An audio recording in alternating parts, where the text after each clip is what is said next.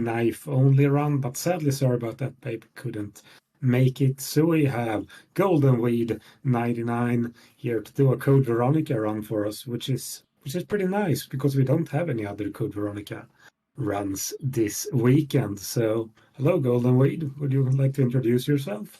Hello, I'm Goldenweed, or you can call me G-Dub or whatever is you like to call me.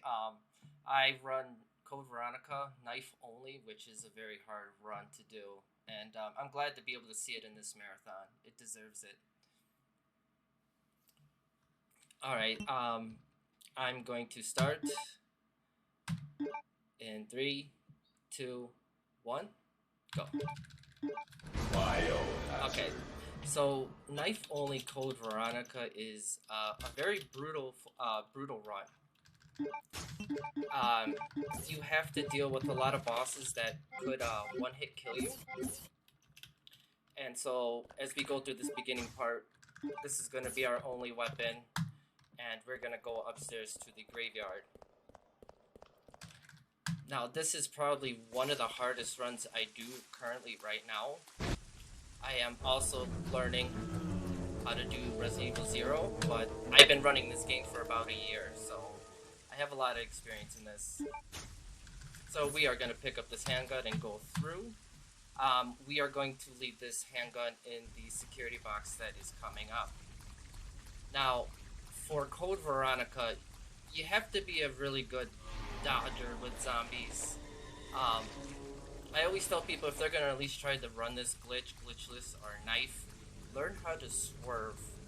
Swerving could be very, very useful in this and taking less grabs and bites. So for this part, let's hopefully not get grabbed. We're going to swerve. Nope. We're going to take that. That's fine. And we're going to go through. That was just really bad RNG right there. So we're going to put anything that's metal in here. So we're going to put the lighter.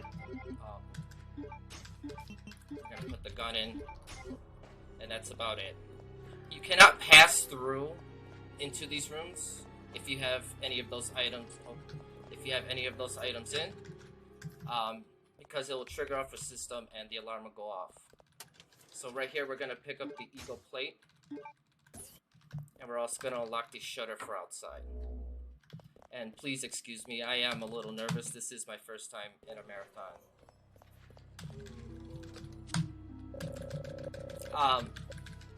But I wish more people would run this game due to the fact that there's not many runners for these categories, for any of them, besides Entrance, Silence, Yamachan, and so forth. But I'm still one of the few runners that still do this. Yes, it's a first one. And I'm kind of glad that I'm actually doing this. I kind of want to break out of my shell and want to do this stuff more often. I want to play games people don't hardly see knife runs for. Okay. So there's going to be a maneuver I'm going to do in this game. It's called Quick Pickup. Let's see if I can get it right here. Yes. So instead of having to go down on player's knee to pick up items, we'll be able to do the Quick Pickup. It does save about a second in time. Yeah, that's bad. That's fine. We'll work with it. I will pick up extra health along the way as well. So Quick Pickup allows you not to just bend over and pick up items, which makes everything a little nicer. Because going on the floor on her knee, picking up stuff, it really kind of takes some time away. So now we're going to go into the infamous part where runs get lost, is Graveyard. And Graveyard kind of sucks, to be honest. So we're going to have to dodge this guy. We're going to dodge this guy. This guy. That's not good. So we got bad luck with this guy right here, unfortunately.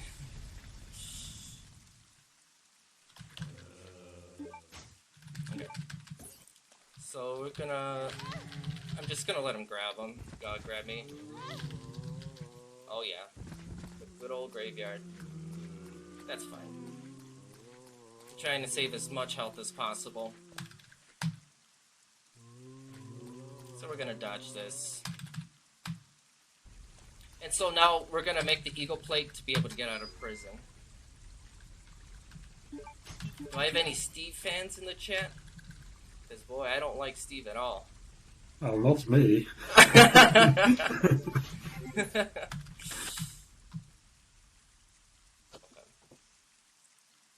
So we're gonna take this. I'm just getting all bad luck right now. It's alright. I'll make sure I will heal. So we're gonna put the fire extinguisher away because we won't be needing it anyways.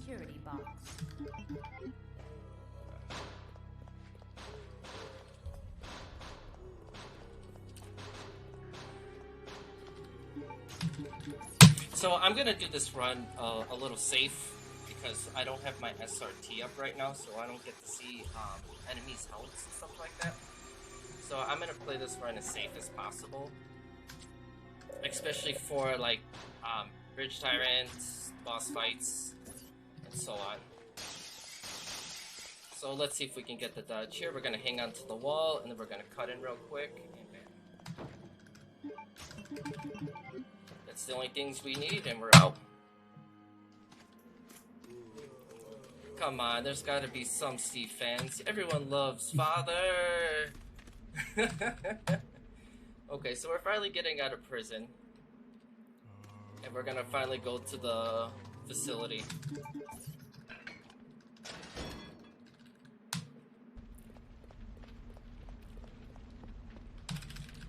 So we're gonna go around here. We're gonna push this box so we can go upstairs.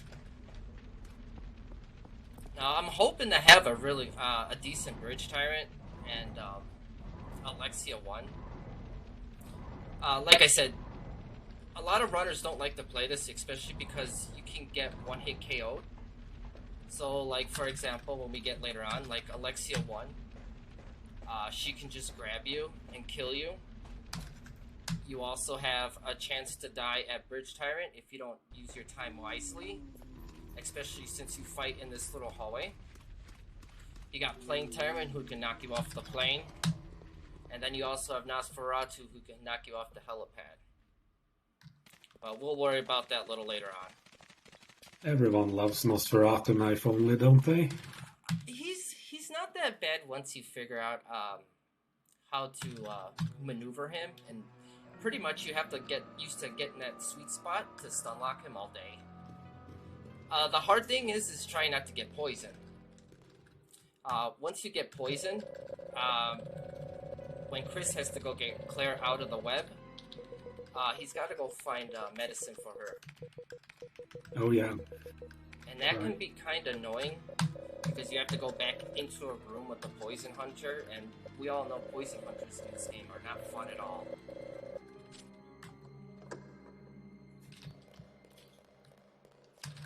Okay, now we're gonna go into the murder hallway, I like to call. There's one dodge. Like I said, swerving plays a good role in this, especially for that part. But it's just some kind of sometimes luck with that too, because there's a thing called Instagrab in here, which does happen, and it's not fun at all. But we do have to come into this hallway 3 to 4 times. So I'm gonna pick up this red herb for healing purposes.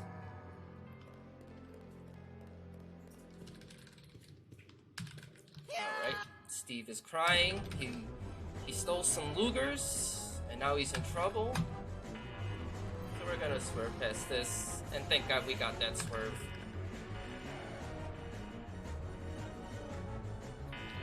Now we're gonna play with this computer. The passcode is the 2 guns, so CNE.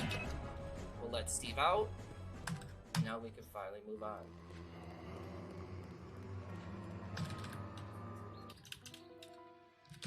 Okay.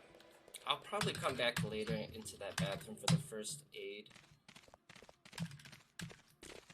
Alright, so also my goal with Claire is to hopefully save as much health as possible. Especially trying to give Chris some health. Because when the Chris part starts, I want to try to save up as much health as possible going into the base in Antarctica. because I don't want to keep constantly picking up health for Alexia 2. And that's another problem that why people don't want to run this as well, is Alexia 2. Alexia 2 is a very famous run killer. And she's very annoying as well. So right now, we're in a submarine, we're going to the underground base, and we're here just for the key card for right now. Yeah, thank you for the good luck, guys, appreciate it. And a lot of my rage comes from this game. You definitely have a lot of rage for this game. Alright, let's see if we can get this swirl. There we go. And hopefully I get a good Meme Doctor fight. If you guys don't know who Meme Doctor is, you're gonna see the worst possible Doctor fight ever.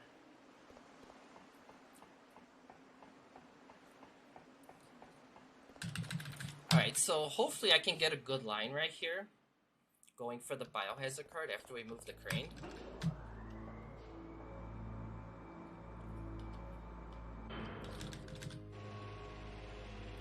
There's going to be zombies on this little elevator platform once we raise it up. And hopefully I'm able to get to the dodge.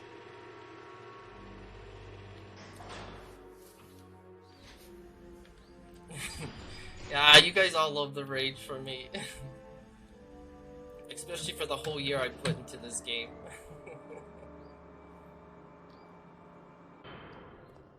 See, that's the kind of runner I like to do. I like to run games that a lot of people don't like to run. I'm more like a challenger type speedrunner. And that's why I kind of prefer the knife, because I think knife only is probably the most brutal runs. Because you have to kind of come up with your own little strategies. You kind of think outside the box, and there we go, we got the dodge. But the best thing I like about this game is the knife. Now, if you hit certain enemies with the knife, there's a chance that you can do double, triple hits, which makes this run kind of awesome against bosses too, as well. And yeah, this game's knife is really overpowered. It's nice. It goes perfect with this game. I know 2 remake knives are overpowering too, but it's nothing like this. And plus, the knife looks really cool too. I think to remake, then you need to have a proper system to run the game to get the best out of the knife as well. That's true.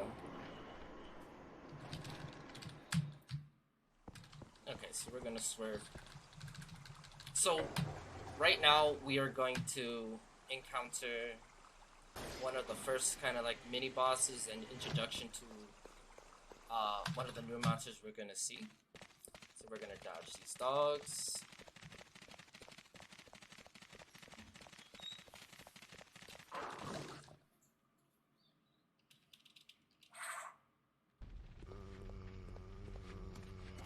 Okay, we are gonna dodge these. And we're gonna see the worm right here. We're gonna skip it. It's just a big worm. I am gonna pick this up. We love red herbs in this game.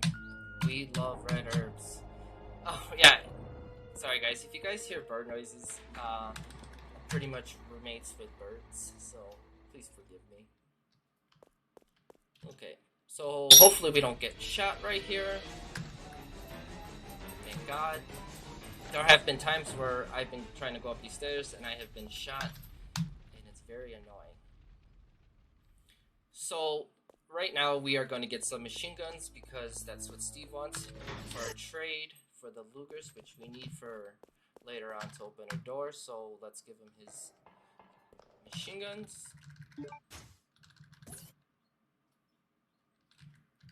Okay. So my trick for this is I'm gonna move back and I'm gonna have him come pull.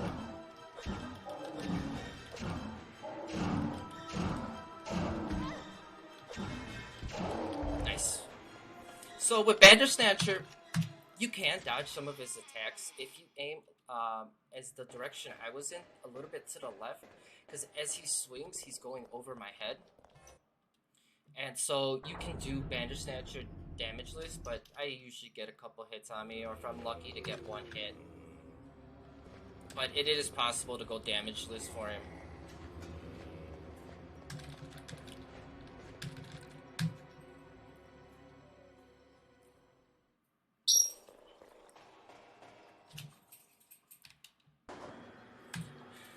Oh, alright, so now we're gonna head to the most iconic scene in this, which is the good old yell from Father.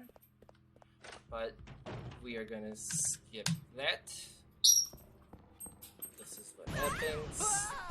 Steve kills his father, and now he's crying. Nice.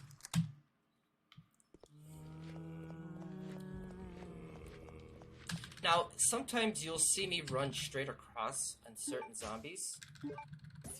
Sometimes they just don't have the reaction to grab you, like for this one right here. You only can do that with certain zombies, not all of them, which is kind of unfortunate. So now we're gonna go back, and then we're gonna grab the first eagle plate.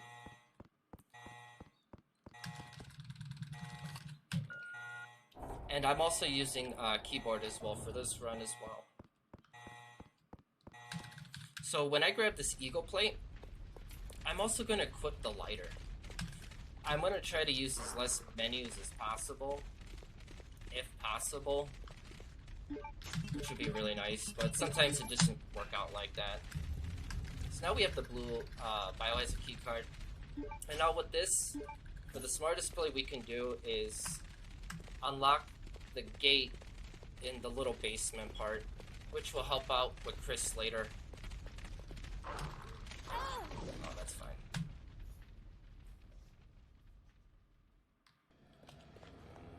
And the nice thing too is I don't have to go to the card reader to unlock the doors. I just go up to the doors and be able to unlock it.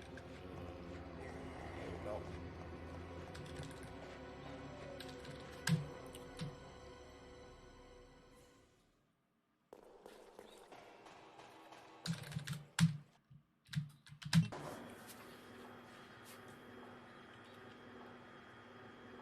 Now, if you guys also have any questions, please feel free to ask, because I love helping people or having to answer questions that they have as well. Yep, that's usually me. So I'm gonna pick up these two herbs. Hopefully I can get both perfect pickups. Nice. So I'm just gonna mix these herbs now so I have space.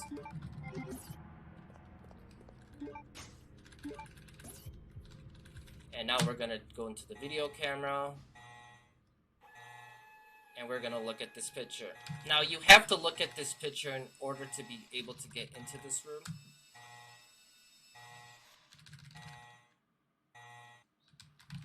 And just be careful that you don't hit the camera again, because then you have to look at the picture, which is a no bueno move. And this is the first time we're also gonna see the droids too as well.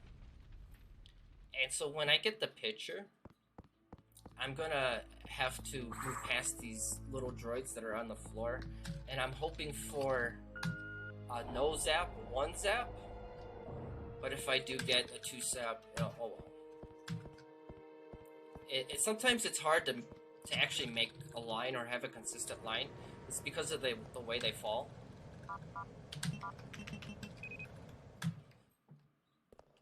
As you will see here in a second. Biohazard contamination detected. Level 3. Emergency shutters will close. All personnel evacuate immediately.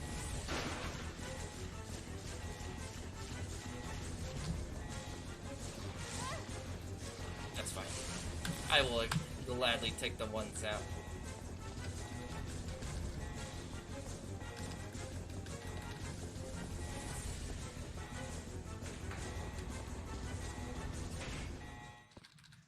Okay, and now I'm going to go get a gold key. So wherever I picked up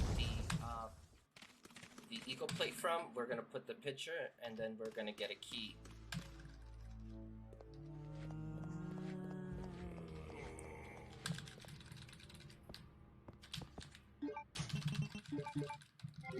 Oh, nice.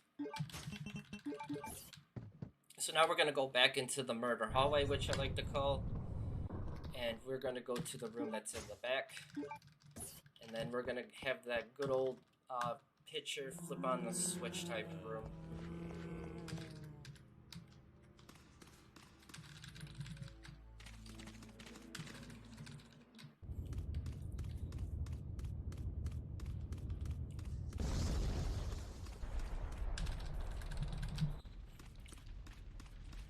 Okay, so now we're gonna get bandage statues instead of zombies. Fun, fun. Now there's a little trick that I like to do with bandage statues, especially when we go up to the which I like to call the BDSM castle. There's a little trick I do with one of the bandage snatchers, and we'll be going there shortly, actually. Wasn't gonna get that lucky. Now, Claire has 200 HP. Even though she's on caution, she still runs pretty fast, so I'm not really too worried right now.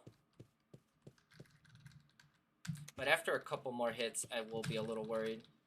Especially not having the SRT up and not seeing what my health is. So then we're gonna hit this last one. We're gonna get these lovely notes. And we're gonna hit this switch. And we're gonna get a lovely vase.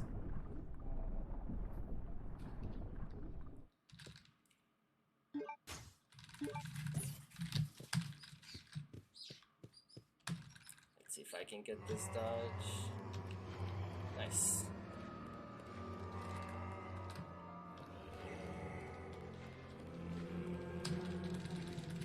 Now, if you also like to use computers, this game has a lot of computers to use. At least 3 computers. We used one for the password down there. Actually gonna take that.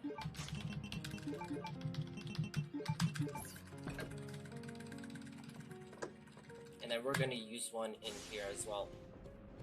Now, I really don't know what's up with Resident Evil and clocks, but they seem to be a really big thing.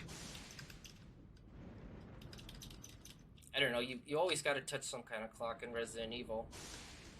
Umbrella love their clocks, apparently. Yeah, of course.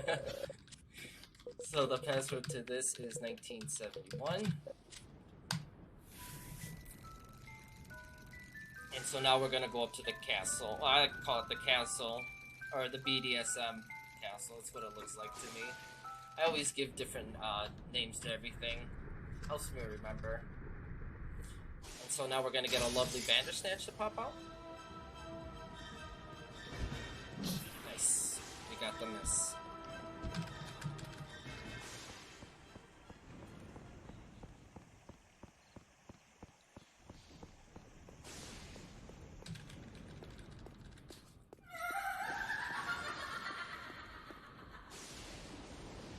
Bandersnatches are usually called Stretch Armstrong, so... Yep. So hopefully I can get this trick. Yeah, there you go. So I want him to swing, because the fact is if I try to run past him, I have a chance of getting hit, and then I don't want to really screw myself over with the other one standing right there, especially when he takes his arm and he grabs your head and kind of shakes you for a bit, because that just takes way too much damage. I would rather just take a single hit because it does less damage. Yeah, thank you for the good luck, guys. So we are going to skip this cutscene, and we're going to go through. So we're going to close this lovely music box, and then we're going to actually check the vase, because the vase has the Queen Ant in it.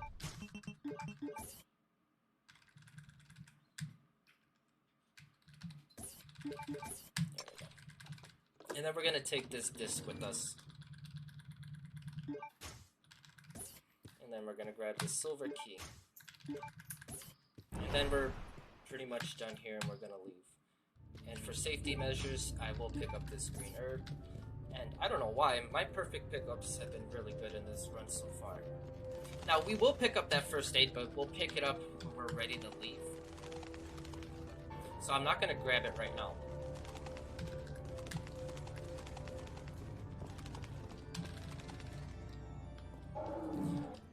Now, we're going to go grab another Eagle Plate. And with the Eagle Plate, we're going to go... You going to let me through? Thank you. We're going to go see the friendliest doctor. But in Meme Room, we're pretty much going to have to get past by 2 Bandersnatchers. And in this room, there's a big table. So you kind of have to go around them both and hopefully pray the Lord that I don't get smacked around all day in there. And it is not fun at all. It happens a lot. But my trick is we're going to go around him. I couldn't see him. So my trick is once we go through this door, I'm going to go up right away. Okay, so we got 1 miss. I'm going to get these misses. Perfect pickup. Nice. I'll take that. Can you let me through? That's fine. 2 hits, 2-3 hits, that's fine. It's not really that bad. So now we're going to go back to the prison. That's what this game likes to make you do. You like to go back and forth, distance. I don't know why. But we're gonna have to dodge these guys. I tend to just go this way. That's fine. And sometimes when they stretch their arms out, if you kind of like swerve yourself, you have a better chance of that stretch Armstrong attack to be able to miss. Now, hopefully, with my strat for Meme Doctor, hopefully it'll be useful to you guys. Because having that other zombie with Meme Doctor is not fun at all. It kind of throws you off a lot.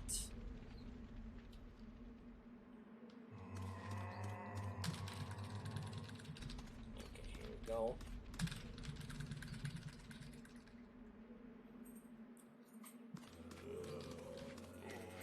Nice. So I'm gonna put the knife. We're gonna use this. We got some time. We gotta wait for the door open. Oh, we got it. Nice.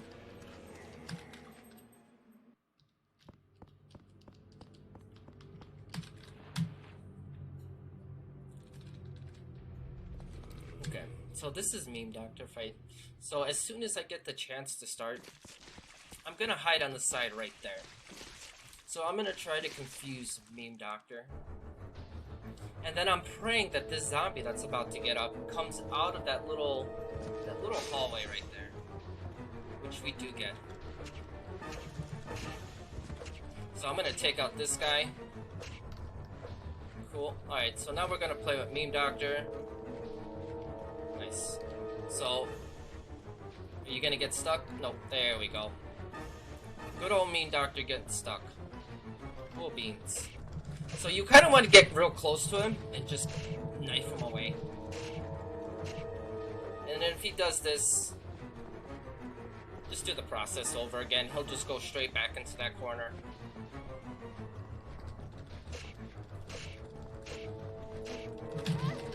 If you smash all the buttons, you'll have a good chance of throwing zombies off.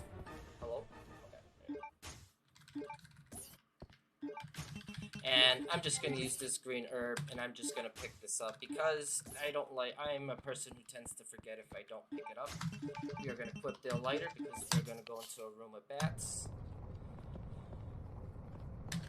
And then we're going to grab the piano roll. You know, that's probably one of the better doctors I've had in a while. Usually I get the real funky bad doctors that constantly follows you around all day. So we're gonna pick this up.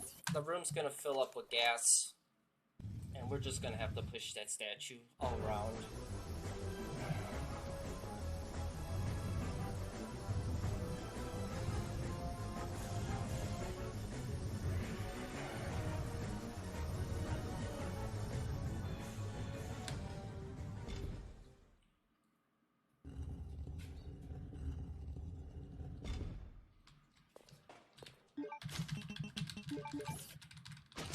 put this in.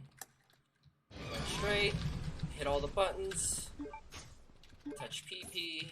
Well, I didn't have to, but we picked up the roll. And hopefully I can get this dodge right here. Which would be nice. We did. I always get grabbed by that guy by the door right there, which is unfortunate. But let's see what kind of formation we get after we go through this door. Please be something good. So these zombies tend to have a formation they do, and it's different every single time you play this. So you may have two standing right there by the gate door, and like you only have enough space to be able to run through if you hit that line pretty correctly. But it's always good to be fine always on this run. It's okay to be on caution for certain parts, but it's just better to be on fine.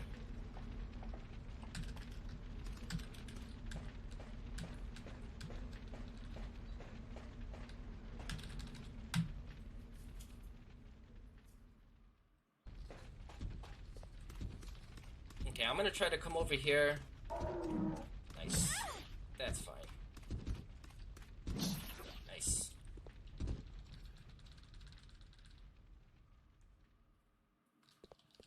Okay, so we don't have dogs no more. And this is the cutscene with Wesker. We're gonna skip him though.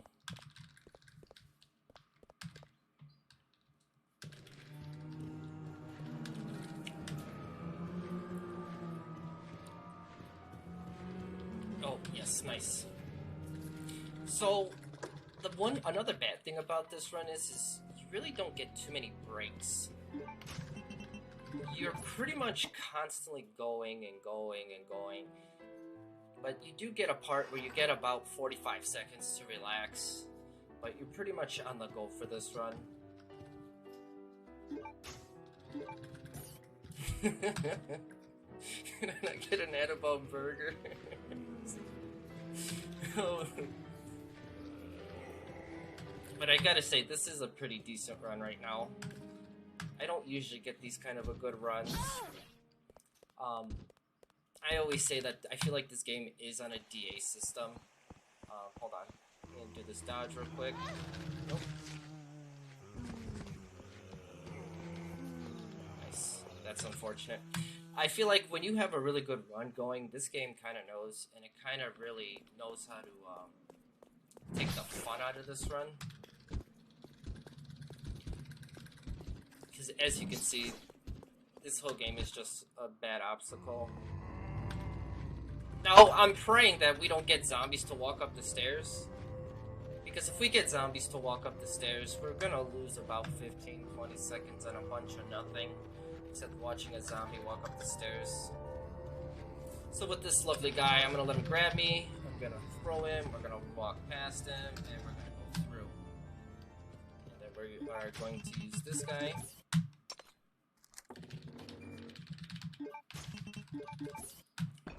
Now,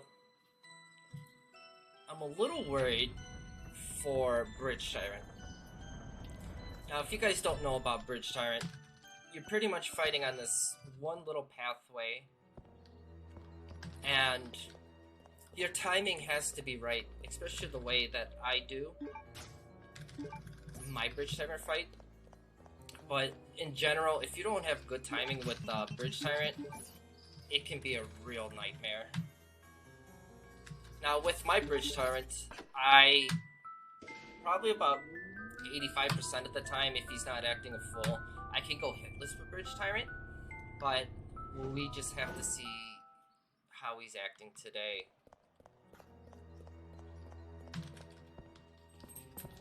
Now, for my practicing, he was good for me, so we'll see.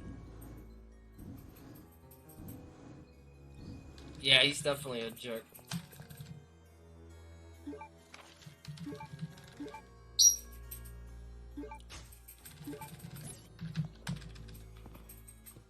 So I'm not gonna equip the knife just yet. I'm gonna wait till a little later on. We're gonna go through the door. There's a cutscene. This must be... Yes, it is. It's his. Good. So we're gonna have to throw the zombie back again.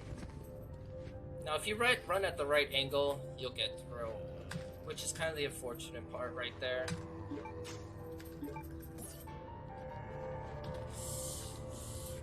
Please be good. Please be good. Please be good. Oh, thank the Lord. Thank the Lord. I didn't want to waste any more time on those two.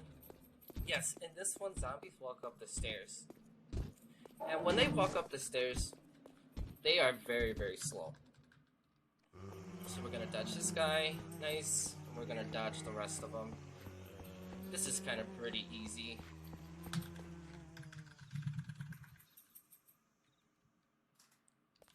So, we have to pick up one more proof. The last proof is outside. I kind of wait for it because after we get the proof, we can go straight to the submarine to be able to go to the airplane.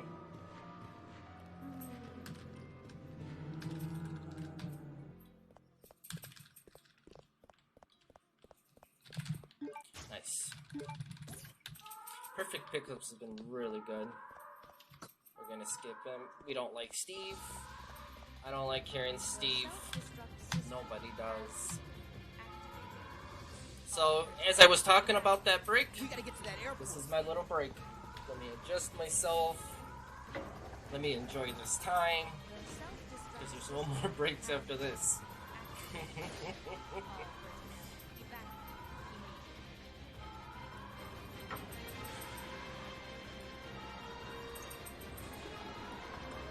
So, Bridge Tyrant is coming up really soon. So, pretty much right now is we're gonna go put the proofs in to go into the plane. And then we're gonna get a switch to be able to raise the bridge so that the plane can go through.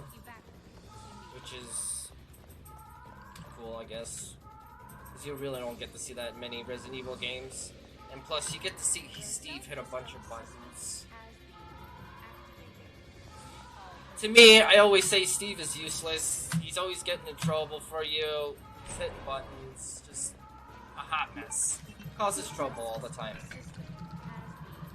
Now, you can also do menu manipulation in this game if you hit the down left, down right to be able to hit the certain slots in your item box.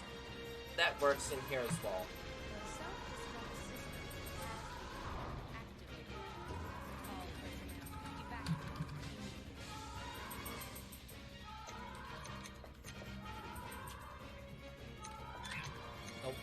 No perfect pickup there, but that's okay. Can't get them all.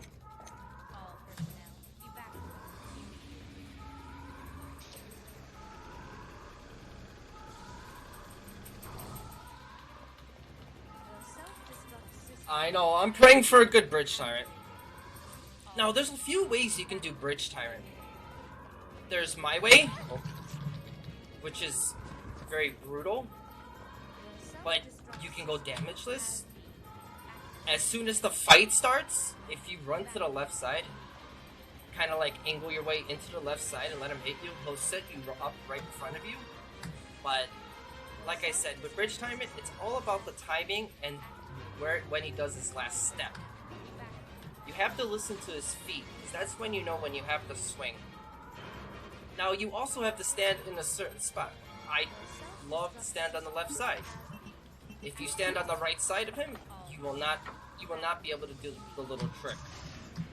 If you stand on the left side, knife, aim down, you will be able to miss his swing. So he'll swing right over your head.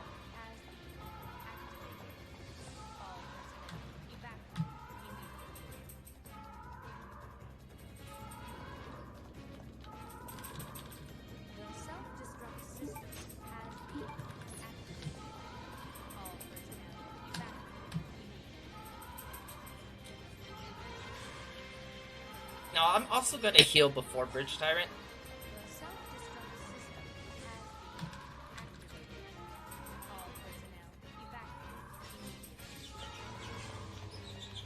Because I like to be on 200 health.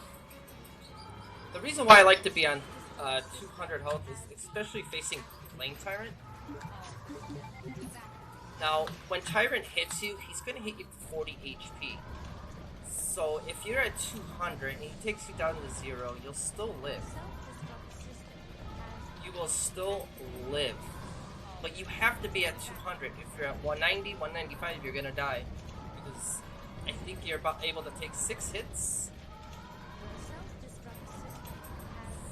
40, 80, 120, no, 5 hits.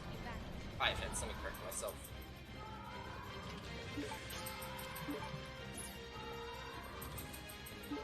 I'm gonna just take this. I'm gonna use this.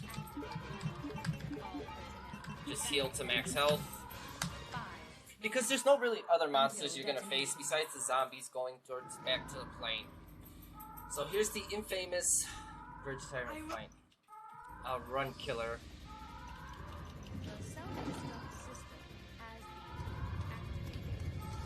So with my trick, I like to take 4 steps and then wait for the right moment.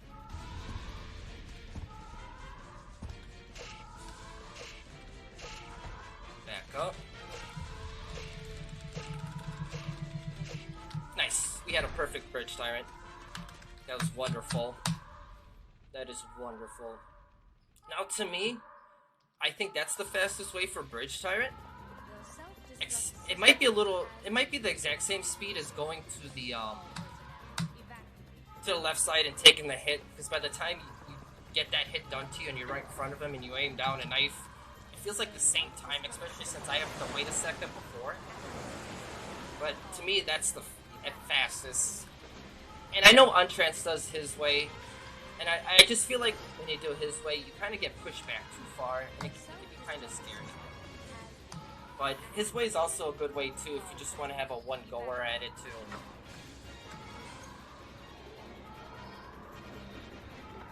Yep. Usually I don't pick up this much health. I don't usually pick up this much health. I usually get to Bridge Tyrant with only 3 full heals and hopefully being about 180 health, which is a very safe bet. But you really don't want to keep constantly picking up health, but I'm just preparing for the worst. And plus, whatever health I don't use with Claire, I'm going to give to Chris for his run. Okay, so now we got Bridge Tyrant.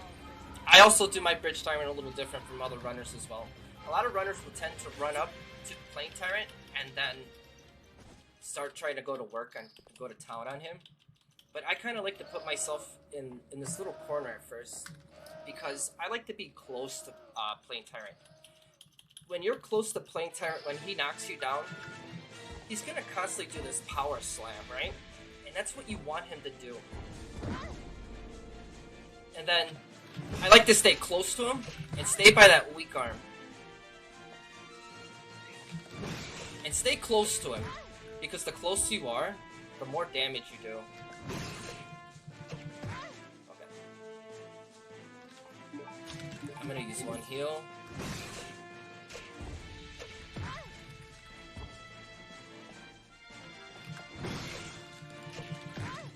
The only problem is I can't...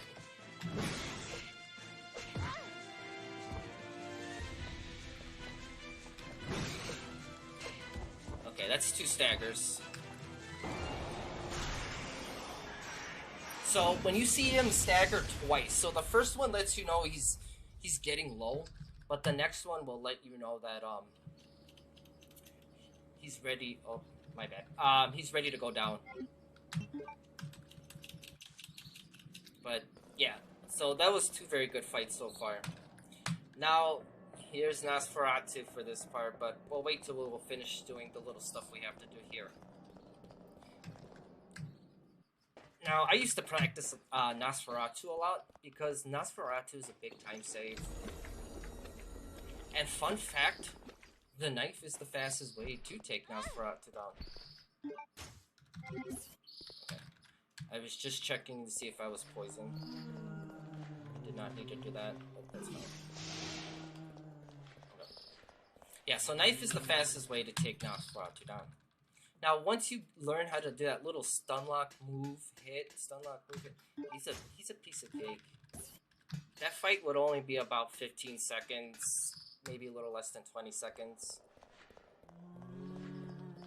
But the thing is with this game, you have to work on your boss fights if you want any kind of time saves or anything like that.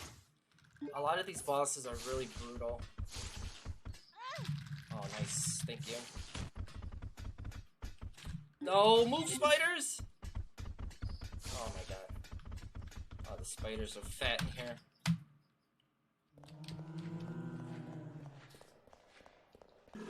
But I'm hoping for a good Nosferatu fight. I was practicing him a little earlier, so they were pretty good actually. Once you find the good rhythm. Okay, so make sure to always check this, because when you grab the valve handle, you have to make it a certain way, and if you don't check that, and you become lost, check that. So we're gonna put the power onto this place. So I like to go this way. I like to go straight for it. Go around here, and just hit the switch. Now I'm a little worried because that dog didn't follow me like the way I wanted him to. Okay. Nice.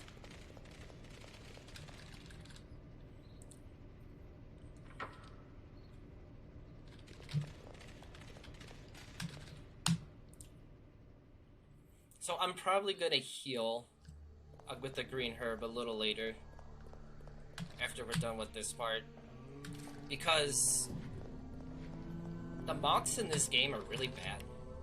They are absolutely bad. They will grab you from a distance. They have a chance of putting like their little larvas on you, and when the larvas start to hatch out, if you don't press all the buttons, you do have a chance of getting poisoned. This part for Claire, you have a high chance of getting poisoned, because the moths also spray down their little poison thing, like the little poison spray, and that has a good chance of poisoning you as well. But don't worry, there is blue herbs right here by these doors before you come into this room, and there's a blue herb by the valve handle. So let's see if we can get this line right here. Nope. There we go, there's one grab. Nice. So I'm gonna go into the item box. I'm gonna put this away for Chris, this away for Chris, and bam. So we're gonna push this, and we're gonna see our lovely friend Nosferatu.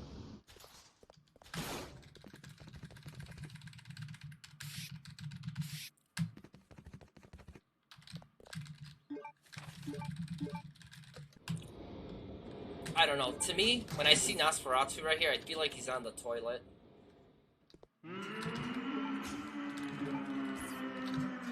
Is letting it rip.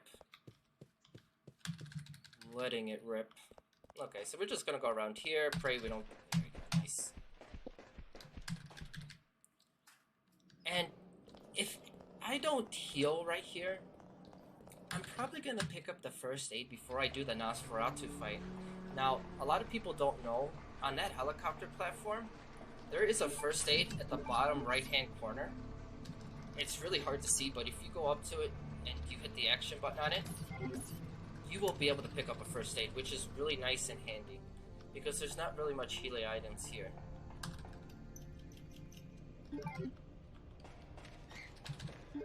We are going to pick this up.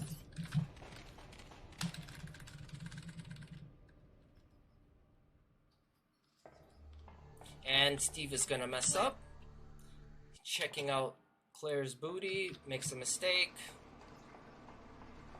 And now we have to go turn the gas off. But before we turn the gas off, we have to go make the valve handle into its correct shape.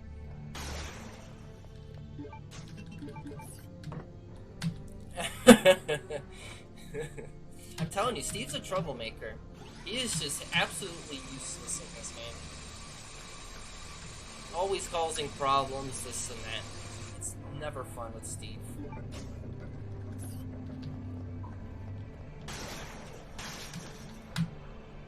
So with the Nosferatu fight, we want to avoid getting gassed. Like I said earlier, when you get gassed, you have to spend an extra 2 minutes getting the... It looks like a blood pack, but it's also a big time killer. It's like playing Resident Evil 1 OG getting bit by Yawn, and then having that 1 minute 45 minute second wait in Legacy, which is absolutely horrible for your run, and it's just it's a big reset.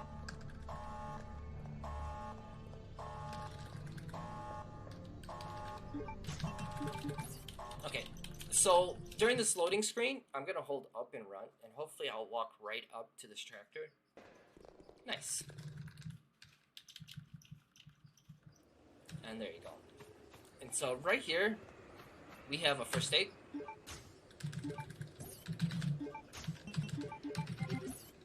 Gonna turn around. Okay.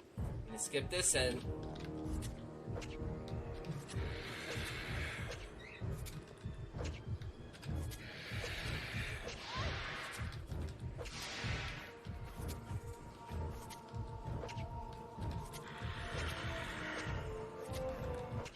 nice. Wasn't the best, but it was a good enough one for me. So now we're gonna play as Chris. That was actually kind of nice. I was a little worried because, like I said, the gas amounts you can take, the varieties. So sometimes with Claire, you'll take a lot, or sometimes you won't. It doesn't need much at all, but you can take a couple few of them.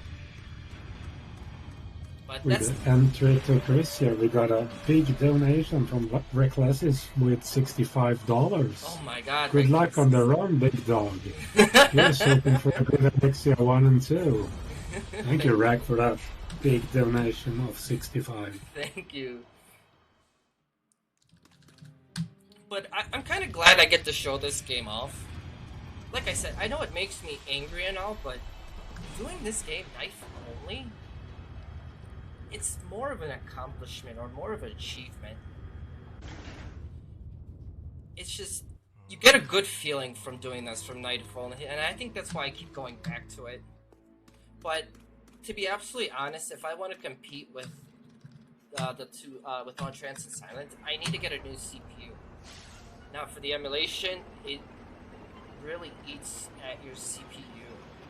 So you definitely need a very good CPU to run this game. Very.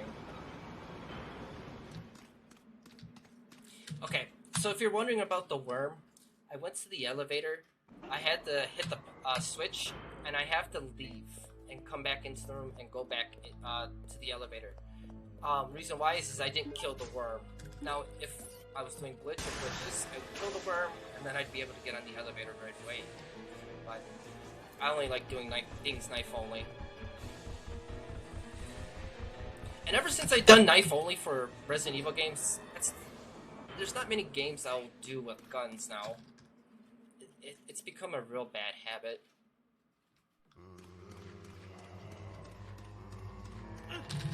That's fine.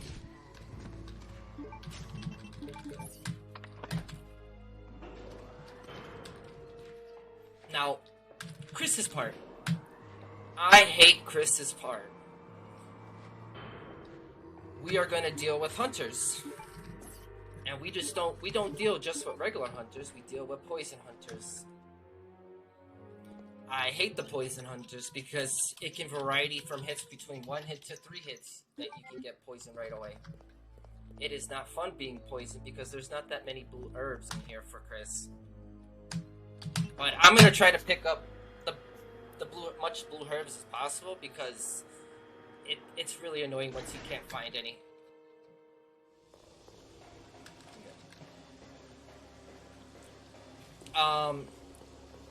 A good tip for anybody, especially for this part, don't pick up the doorknob right away.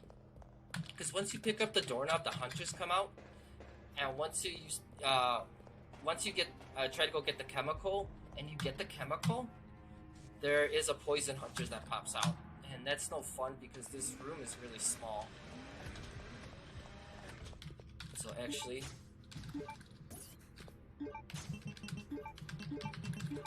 I'm gonna mix this and this. Yes, there's 2 herbs right here which are very helpful. And like I said, I'm playing this very safely.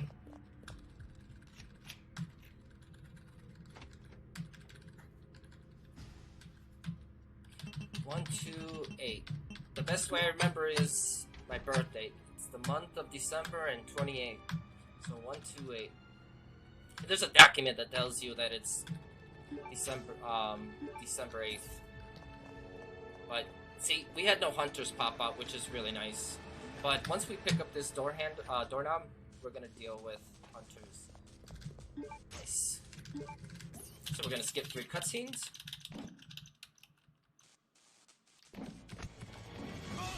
Nope, that's fine. I will take that 1 hit. Nice.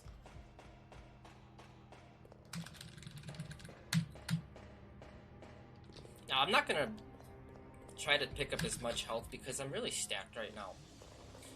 We will also pick up the side pack with Chris as well.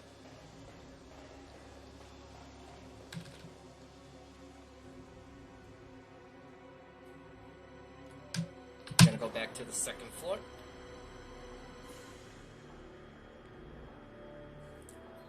Now, we're also gonna see cameras. And these cameras kind of throw out these beams of sensors, like kind of like a beam of light. And if you touch the light, it's gonna go off, and hunters are gonna come out. Now you can avoid them at certain moments of times when they start swinging around like in a half circle. You can get past them very easily. And if you're trying to run this game, it's okay on the way back to hit this one because the hunter comes out from this door we just came into. But the one you should have to worry about is the one on the 1st floor. The one on the 1st floor is the one you don't want to do because that hunter stays there until you're pretty much done with this section of the game, which is very annoying. Absolutely very annoying. And hunters do body block you in here. I'm just gonna wait for it, and there we go. That's another bad thing in this game. Hunters will body block you. It is very annoying. It's frustrating, and it does tick you off. Especially the poison hunters. But this camera right here is the main one we have to watch out for. I'm sorry. Cherokee's deciding to sing.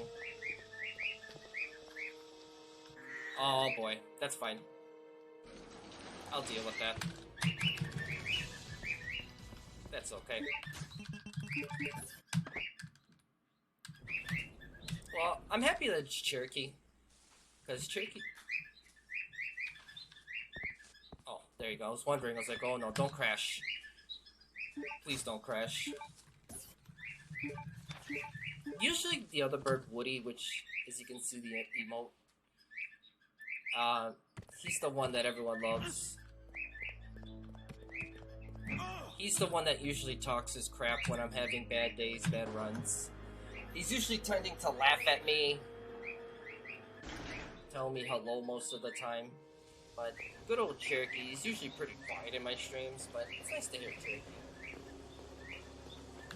I always think Cherokee, because he's a cockatiel, I always think of him as a little chicken nugget in a with a velociraptor body.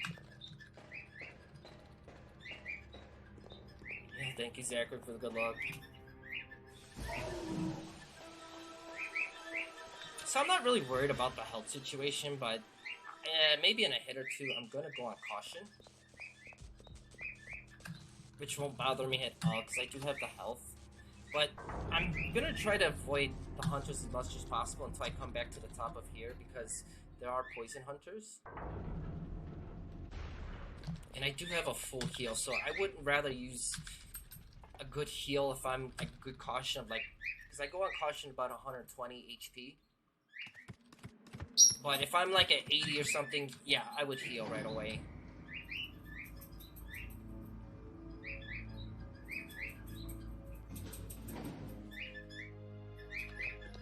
Now, we're gonna just run past this guy, it's pretty easy.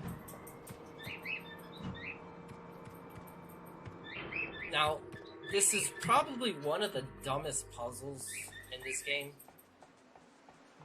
I hate this puzzle with a passion. I think it's dumb. But this is the fastest combination.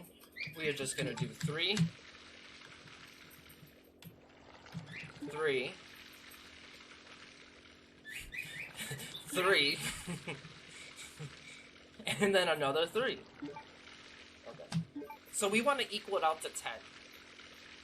So by having this half of a 3 and mixing it with a full 5, it gives us the perfect amount. But do the 3 first, then the 5, because the 5 is a full one and the 3 is a half filler. So it takes longer to fill up the 5 than the 3.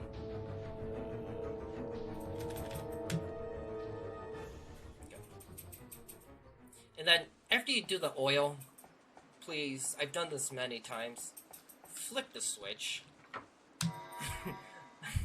There's been many times where I ran past this and I forgot to hit the switch. And I've lost about 30 seconds, 40 seconds just because of this. Yeah. I've had my fun shares with this game. I've done it way too many times, but we can dodge this guy easy. Okay, so before the camera changes, we're gonna move because he's gonna jump. Nice. We got both dodges. So I usually tend to have the hunter jump because he uses his right arm to swing, and if you can get out of his distance early enough, you'll be okay. So with this part, we're gonna run up, let him turn the wall. We're gonna turn this off, and we're gonna grab the proofs. Just enough room.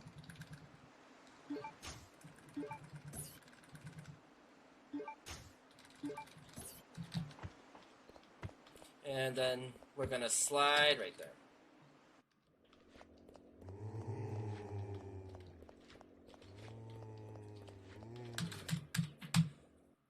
Okay, we're gonna go right here on the side to stay out of his visions. If you go to the right side far enough and he swings at you, you should be okay to dodge. Nice, we got that dodge too. I don't know, man. This run is just a little too good for me right now.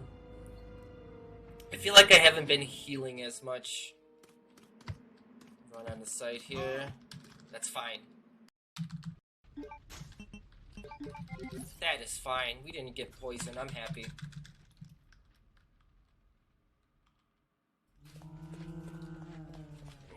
Nice. I'm just gonna go around you. I could have cut inside, but no. So thank God we unlocked the gate for Chris right here. Because going this way makes it easier getting the other chemical for this part. Instead of having to go down, go back to the elevator, come back down here, go through everything. This is just so much easier.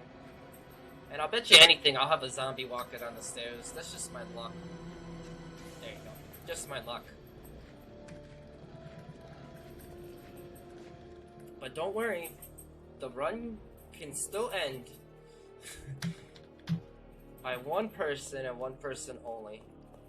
But if you die, for instance, let's say if you die, it's better to die after Plane Tyrant, because if you die and you continue, if you're on Plane Tyrant or Bridge Tyrant, it takes you all the way back to the part where you and Steve fall down off the 2nd floor, and that takes you really far back. So if you die at Nosferatu, you'll start back at the Nosferatu fight. And it's much better dying there than dying between those two. But like I said, this is a really good run. But I did trigger off this guy, so I'm not really too worried. That's not good. That's fine, because there will be some herbs for us down here.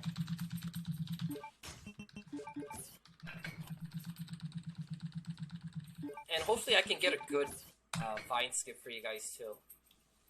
I always love showing Vine skip, thanks to Silent Caster. If I was able to have him on here, it would have been a good time. I love Silent Caster. He's the one who got me into this game, knife only. And he actually got the world record not too long ago too.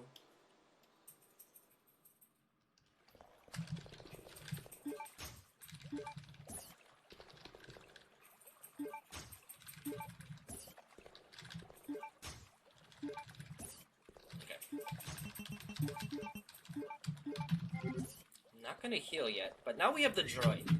That one droid that got away, here he is, fully grown. Absolutely fully grown. Now, you can go damageless against him, but you have to read his pattern. So he's... There you go, I'm gonna read that. That's fine. If we can be quick enough... Yeah, that's fine. Awesome. And then actually, I'm gonna equip the knife here. I'm gonna combine this.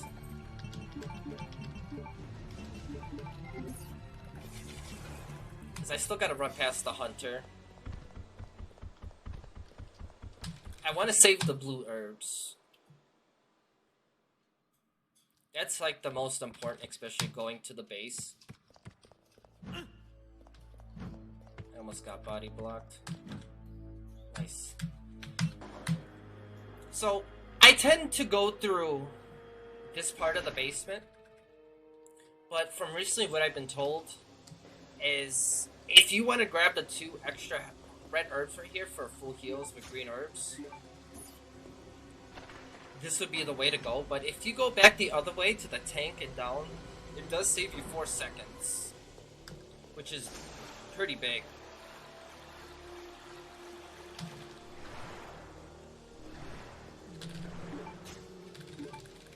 I'm only gonna take 1.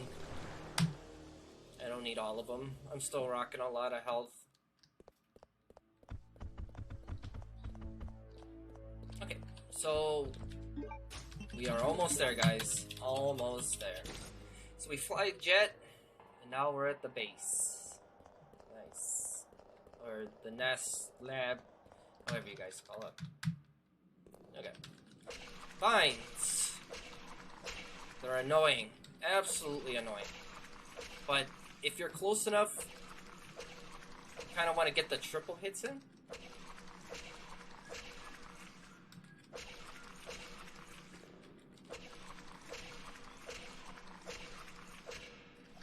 Nice. Alright, the vine skip. Okay, not the first try. Not the second try. Oh, you are acting up, huh? Alright, so I'm just gonna kill him. He's just taking way too much time. So usually after the first hit, you can be able to get past. And sometimes even after no hits, if you get the right line going, you can just skip it. That was the one thing I was trying to hopefully show off for. Because if you could get perfect vine first try, vine skip, you do save 30 seconds, which is really, really nice. But, you know, sometimes don't go your way. It's okay with me. It is fine.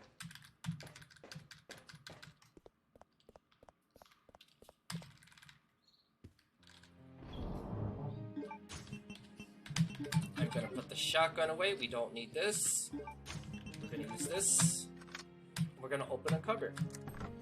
Wow, a paperweight. That's what I always wanted for Christmas. We don't need this, and I don't need that. We're champions around here. Okay.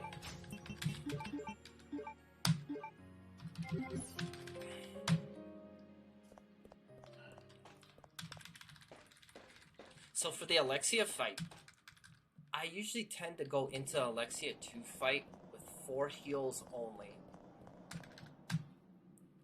But going in there with 4 heals, I have to be at 180 plus.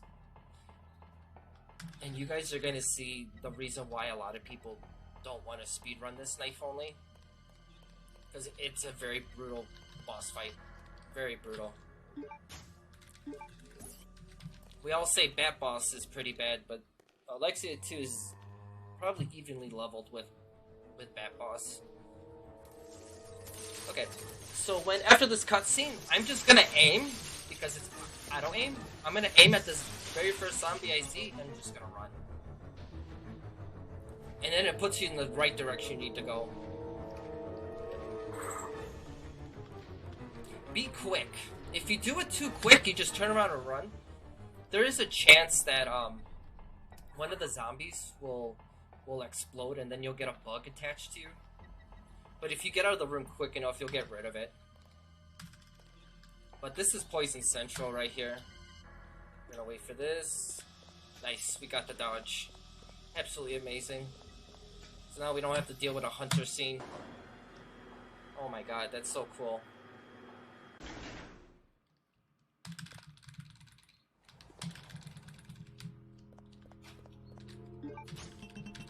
This run is going really too well.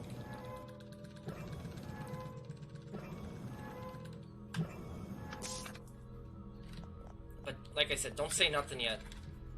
We still have Alexia 1. And depending what kind of mood she's in,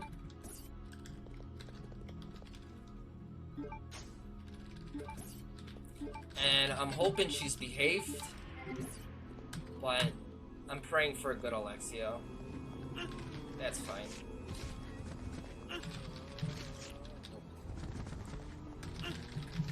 Nice, there you go, Chris. There you go, throw him off.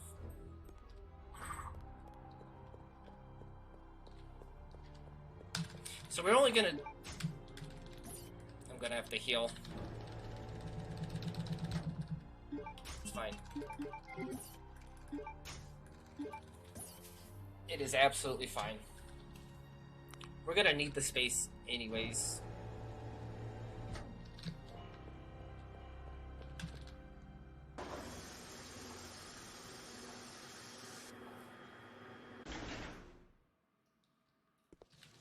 And yeah, let me combine this just in case to have a little bit more space.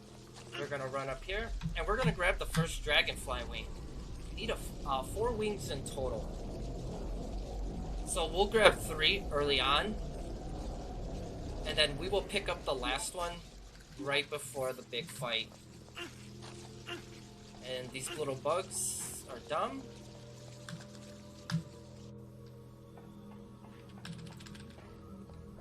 Okay.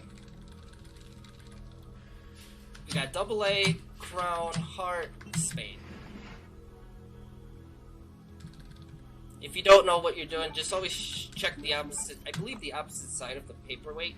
I'll tell you what the code is. I believe. I had to do it the hard way a couple times because I forgot. And I always had to look at the the paperweight.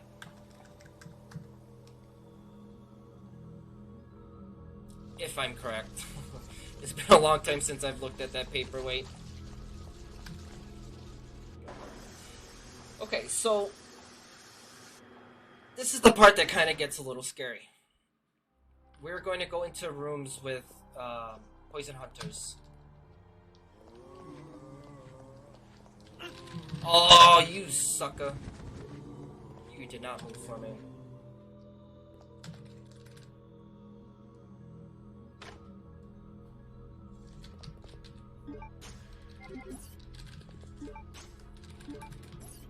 I will pick that up just in case.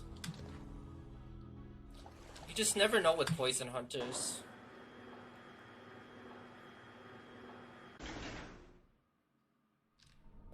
So this guy is not really annoying in this room, this poison hunter. It's the one outside when we have to get the 2 other dragonfly wings. He can be pretty annoying. He can be absolutely annoying.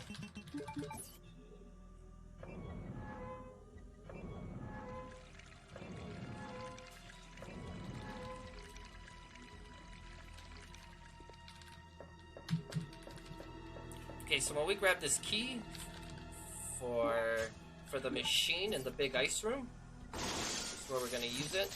We're gonna come up here. We're gonna go downstairs and hopefully get the dodge on it. Just go on the inside. Oh, is that poison? I'm just gonna use this one. If I need the full heal, I'll use it. I want to be good health running past this spider. Oh, you're not going to work for me today? Fine. That's okay. But sometimes if you get the right angle, you can hit the machine without being inside there. Seems like my little tricks don't work today, which is cool. I shouldn't really complain about this run. CVX has been really good to me, but we're going to find out in a moment.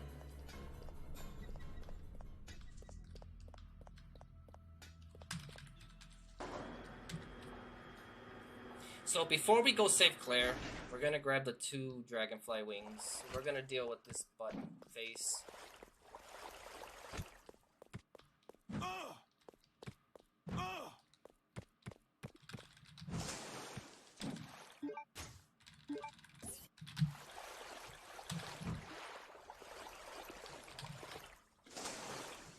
Oh, Chris!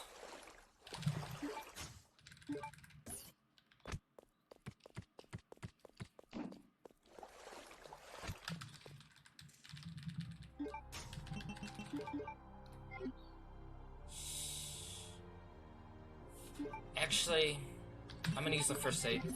I want to fight Alexia 1 with good health, because when you're on fine, you're able to do turns quickly. And that's what I kind of want.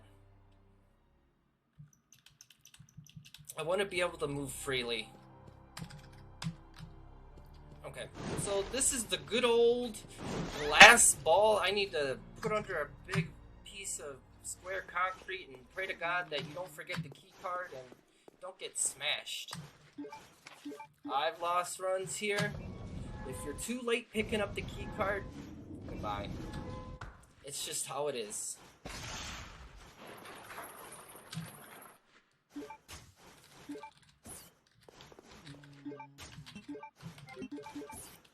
I want to be really safe. I don't want nothing to happen. That's fine. Once you pick it up, it locks.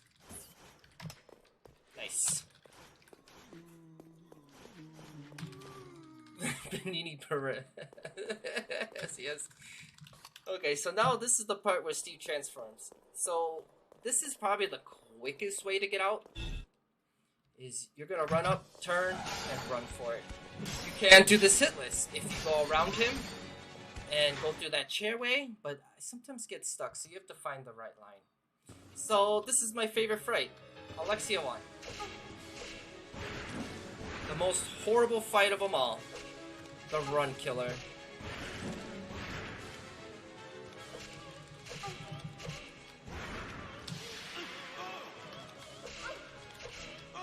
Move! Okay. Oh my god, nice. Okay, the reason why I freaked out is I was stuck in the fire and I hit her forward. So with Alexia 1, when you hit her with the knife, she lets out blood. Which after a little bit of time, which a couple seconds, it'll go on fire. 2, she has the power to throw fire. 3, she's got the power to spit. Some beautiful vomit, whatever. Nice, thank you. Okay. So, I always say, and my chatters know, she does a jank walk.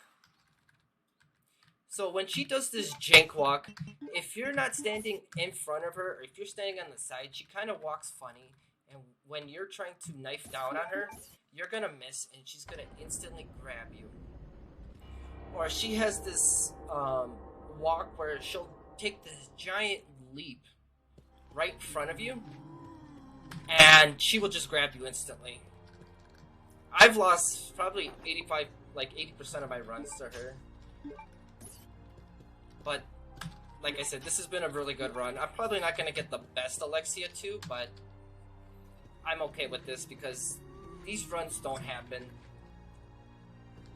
I always get screwed over. I always don't have much heals, or I'm always constantly having to pick up heals, so I'm wasting too much time. So we turned the power off before we fought them, so we can take these 2 jewel pieces.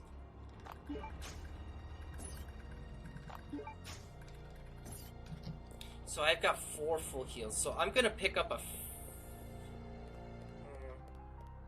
I may pick up 1 more just in case, because I don't know how my Alexia 2 is gonna go, especially since I can't see my health. So I'm just gonna play it safe.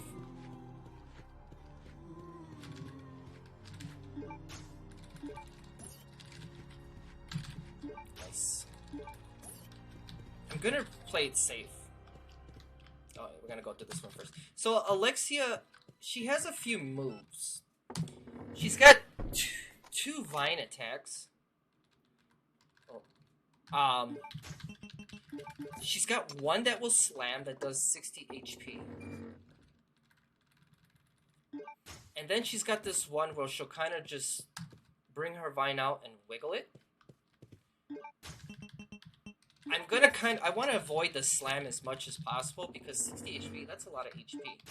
And the fact is that we're also gonna deal with little bugs at the same time. Now that's probably the most annoying part about this fight, are the bugs.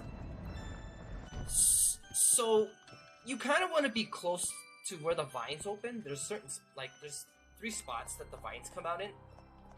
You want to have those bugs right by those holes, because when those vines come out, there's a chance that it can get rid of those bugs for you. And that's kind of what we want. The bugs are no joke. They're absolutely no joke. They're probably the most annoying thing about that fight, more than the slam. And then Alexia too, she also does her spit, where there's a chance to poison you as well. So that's why I kind of kept the 3 herb mixed. Because, just in case if I get poisoned, we're gonna go up here and we're gonna curve. So we're gonna grab the last dragonfly. And then we're pretty much almost here at the end of the game.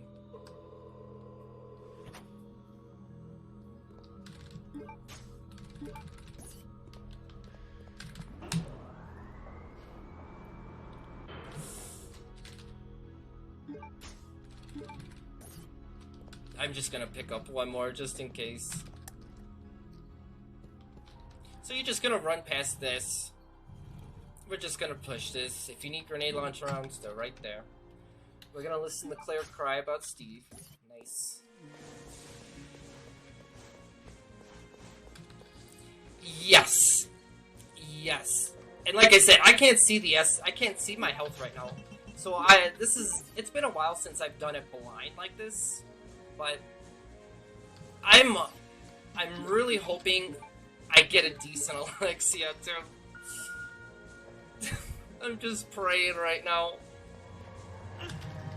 No! That's fine. So I'm pretty much gonna heal. I want to say I'm gonna heal when I'm on caution. Alright, let me just make sure I don't spell Veronica wrong. I do spell Veronica wrong. I spelled it Veronica. And if you guys have seen my last couple of RE1OG runs on Legacy, I don't spell John and Ada right. I spelled Lon and Ada. This facility will detonate in... Yep, let's pray. Let's pray. Okay, so we're gonna get a cutscene. And then we're gonna have to save Claire from getting slapped off. It's about 6 steps, and the best way to knife her right away is aim down. You made it. I have died to this lady right here a lot of times as well, but aiming down is the best part. This is where the fun begins, boys. The most annoying fight in CV.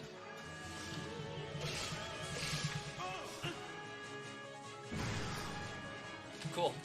No bugs out. Just work on her. Work on her. That's fine. Cool. We got the miss. Actually, since I can't see my health, just gonna heal. That's fine.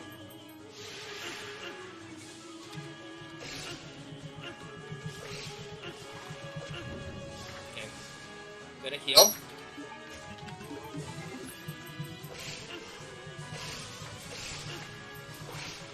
That's fine. That's a low attack right there. Doesn't do as much HP. That's what we like to see.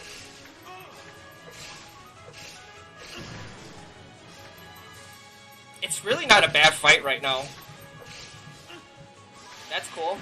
You see, I'd rather get hit before it comes out, before the slash, because I'm not losing as much HP. I died. That's the problem. That was my fault. It happens in this. I can't see my HP. We're gonna go back into it. That's okay. I knew I should have healed, because she threw that poison attack, and then the bugs hit me. It probably took me to about 60, and then I probably died. When you have so many bugs out and they keep hitting you, it's really hard to get into your menu to heal, but it's okay. I should complain. This was a really good run up to here. But Alexia 2 is very hard. Very, very hard and very, very annoying.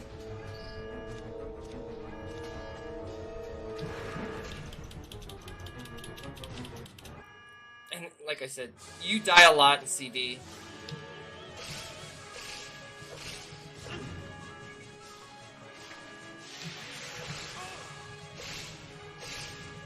So the reason why I'm on this side, it's just a better side to be able to work with. I'm gonna heal.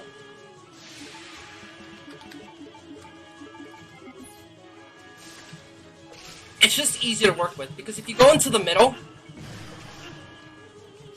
I need the vine to come out. Help me, thank you.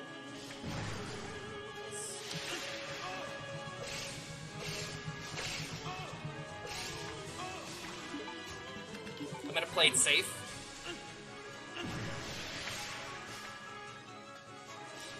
And see, the good thing is these bugs push you out the way all the time. These bugs have like superpowers. See, this is where I want the vine to come out. There you go. Please take some of these bugs out.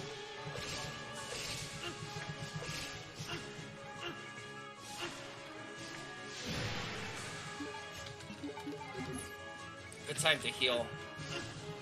And this is why this fight is so annoying.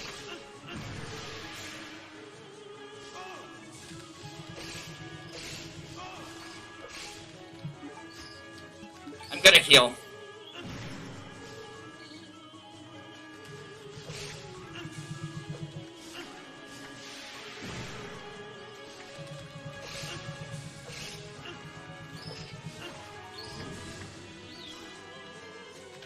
Come on, be good.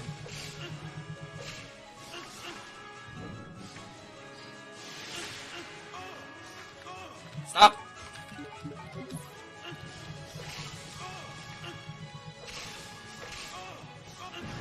This is not good. Come on.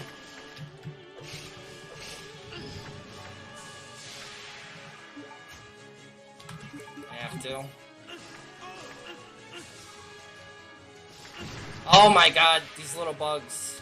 These vines are not working with me.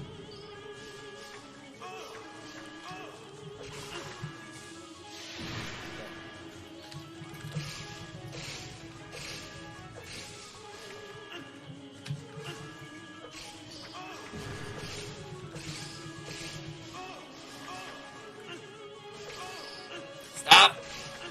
I'm gonna probably lose this. No! No! I'm getting bad Alexia 2s. It's so bad. I'm sorry, guys. She was right there. If I would have had the vines...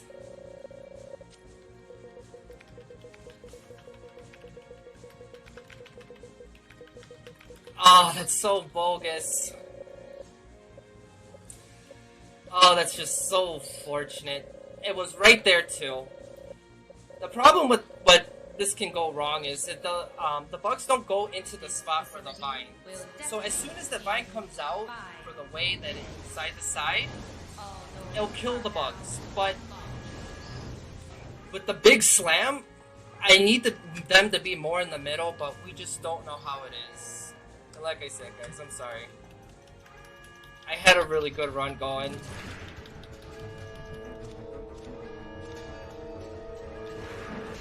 But now you guys see why this game is brutal.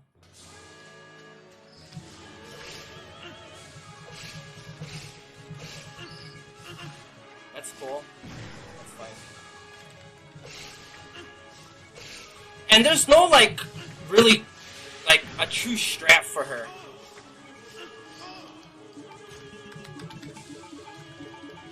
you can't judge like the attacks that she's gonna do or anything like that.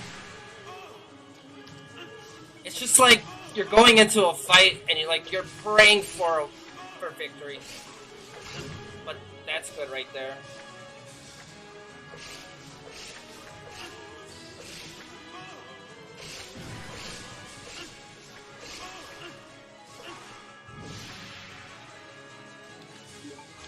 Medic heal.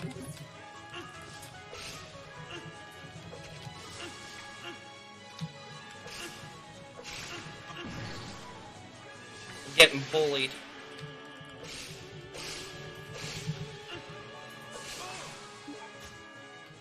I'm gonna heal. I'm gonna take this hit. Cool.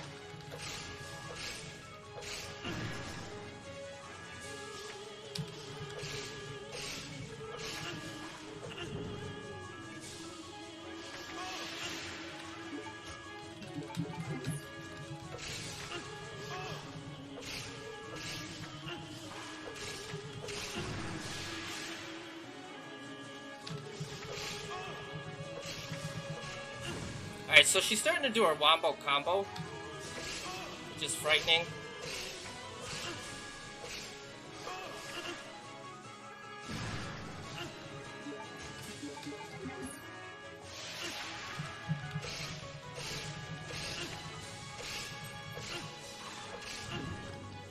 Get up, get up, get up. Nice! This is the one.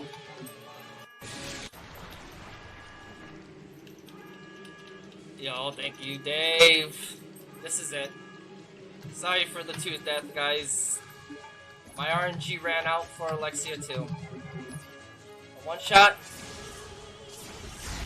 Shot. And that's it. The best thing to this is the ending credits.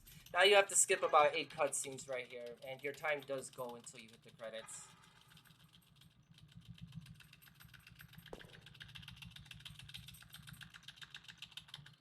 There you go. And this is my nightmare game. Thank you guys. Thank you for watching me do this horrible game. It's a nightmare. I hope you guys get an enjoyment out of this.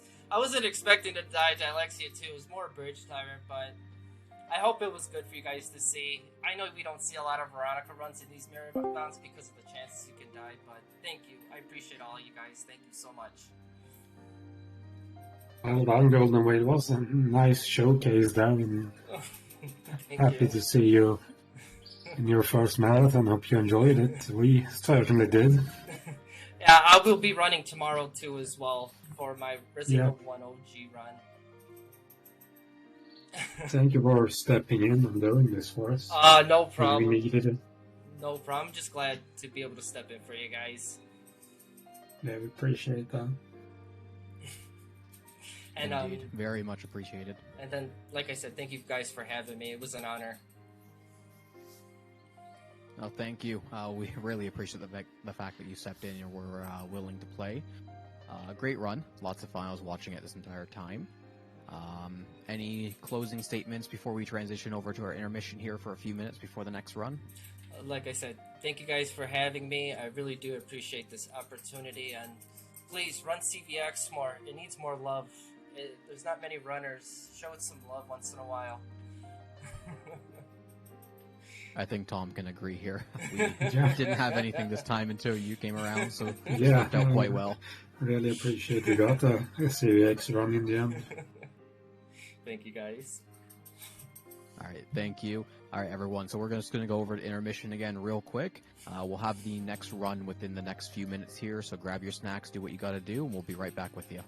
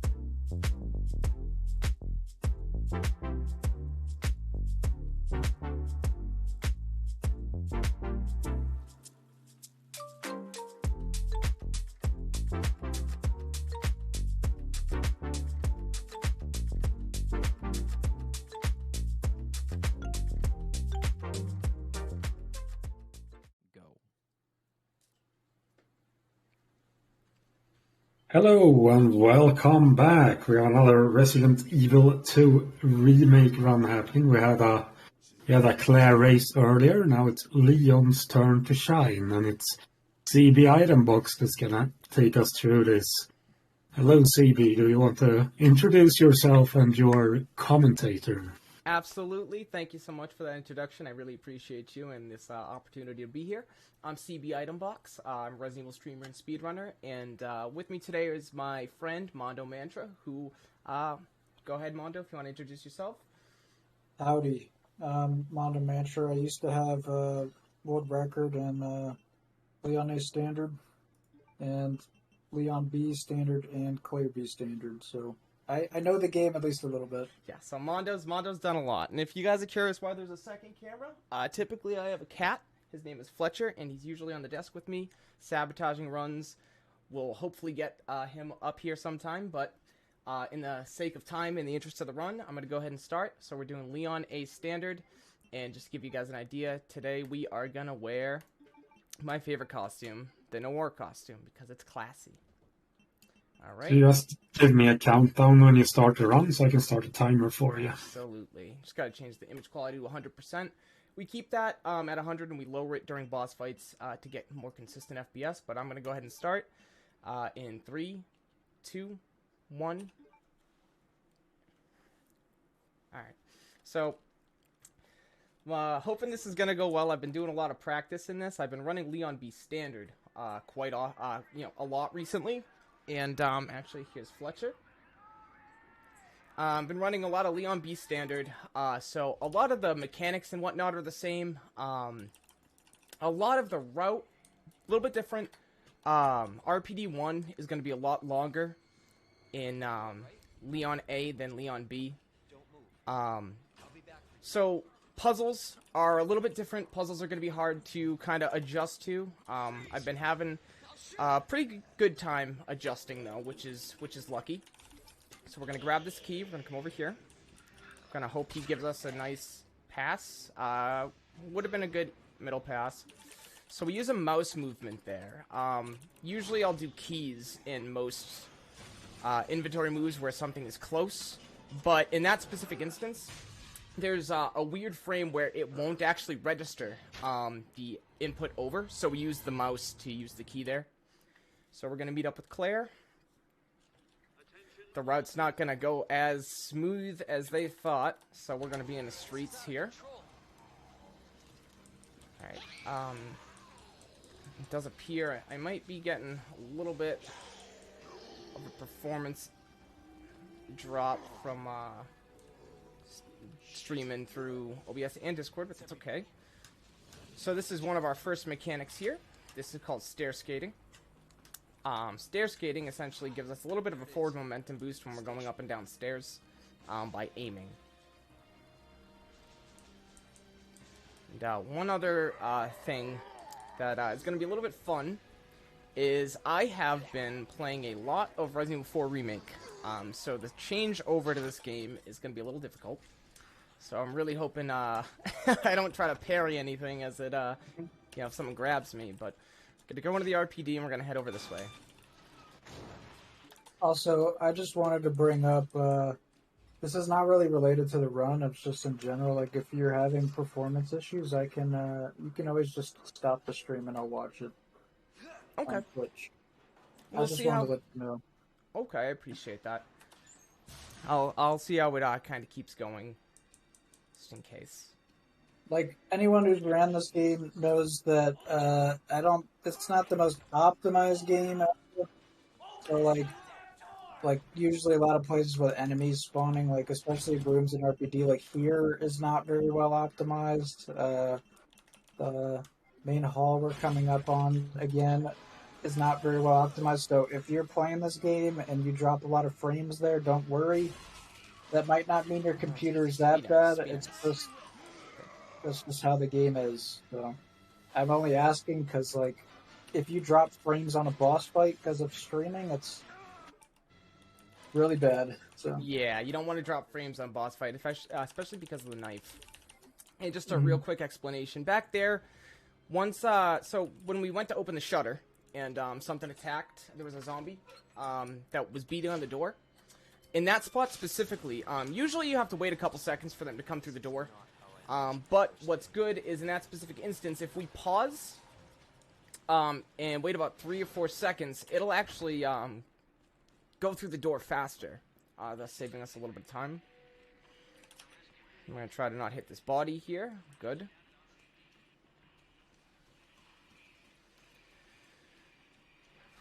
CB, be honest with me. Do you miss the stair skates and the shift boost in RE4 remake? Stair skates a little bit. Not gonna lie, they were almost therapeutic. The stair skates. There's a nice rhythm to it. Yeah. Also, do you mind if I explain what those are? Because I guess we didn't go over those. Because there's maybe some people who've never are familiar with RE2R. So what he's doing right now, good timing, is doing stair skates. What they're called. I think the term comes from RE1 remake. I think. And in that game, it was like spamming forward to go up the stairs faster. In this game, it's tapping aim to do an animation cancel, which saves time because the stair animation both ways is slow. It's actually faster to stair skate downstairs, like in terms of like it saves more time to do it downstairs. If you're gonna be picky, I guess, and just only want to do one of them. I think for Claire, I think it saves about a third of a second each time you do a stair skate. So with Leon, I think it's about 0.2 or something. So let's just say you stair skate 300 times in the run. That's going to save a lot of time. So. Ryan Featherbird. Not bad, not bad. Nope. So that's that our puzzle first is medallion. completely random. And those puzzles, in case we haven't gotten an explanation with the other RE2R runs today, those are randomized. So we have to look at them and try to remember, okay, how many moves to get to the specific shape that I need do I need to move? So those can really impact runs. And what we did there is make sure we don't get impacted by the helicopter hitting. I'm going to just take a quick second here. Just warm up my hands because I get cold hands pretty quick. So, and we're gonna go here. Gonna do a quick inventory move. Now we're gonna hope there's not a zombie here. I like to call him Clancy. A lot of people call him Callahan, but sometimes he's on the other side of this door. Sometimes he's not. So we'll see which one we're getting today. And I pause buffer there a little bit just to get a good idea as to where he is, and he was there. I just moved my screen there, my second camera, guys, a little bit, so you can see Fletcher. Now, one big change here is I gotta remember this fuse here. That isn't there in the B scenario, and that's something I had a lot of trouble kind of coming back over to. So we're gonna go diagonal to the bottom right. I'm gonna get that, and I'm gonna take this moment to actually adjust and move that. Sorry about that. Want to make sure you guys get prime cattage. So we're going to come back through this hallway again, but this time we are not alone. We are going to have some guests, but the first zombie we see is actually pretty free. You just want to hug this here. And then the second zombie, we got good RNG. I like, personally, when he shows up here. Sometimes he'll be on the other side of here, and you'll turn the corner and get an awful surprise. Oh, and so here comes Fletcher for the sabotage of sitting on my desk. I'm gonna go ahead and pick up some extra stuff, too. I try to... Since it's a marathon run, normally I don't pick up as many side packs or extra items, but I am going to do that in the interest of making sure this run goes as smoothly as I can make it. That way, because there are a lot of points in the run where if something grabs you, you either die or you dump a self-defense weapon, whether it be a knife or a grenade, flash grenade, etc. And the knives are our most valuable resource in this game. A knife can make or break a run. So, rather than have to accidentally dump, we're going to go around him, by the way. This is Randy. We call him Randy's... Oh, I would have got around that, but that's okay. We're going to call that a DA manipulation.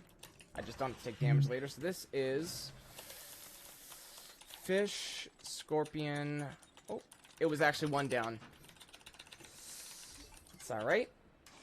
Alright, so we're going to come back through here. Going to grab that knife. We're going to do what's called early push here. So we push this once now. So that way when we come back here in RPD2, we have a much better chance of actually being able to push all three. 2 pushes at the end is better than 3, so you don't have to risk the potential of getting grabbed as frequently. So we're going to go ahead and drop that there. We're going to pick up the side pack. We're going to go back through here. We're going to open that. Tricks the game into not blocking that door off.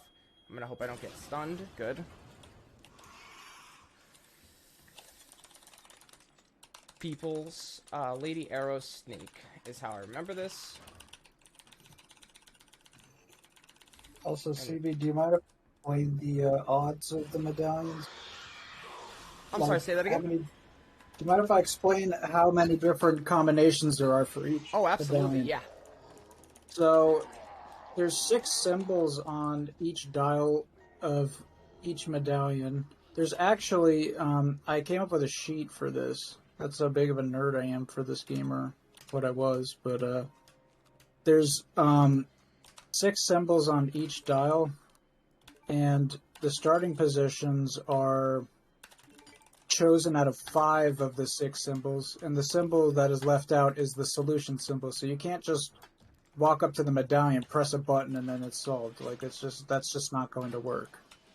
But so that means there's about 125 different combinations per medallion, because it's 5 to the power of 3, because that's just, I guess, how counting works. But yeah, so if you put that to the third, I think that's the odds of, or that's how many different combinations you can get throughout time, I guess, in a whole run. It's pretty crazy. And I'm going to do, normally I don't need to drop here, image quality. So the dropping the image quality here is a trick that we do to keep a higher or more consistent 120 FPS. I'm going to do it here in the interest of just the taxing on the system with the double streaming. So that way we get a better fight here. So this is going to be only knife.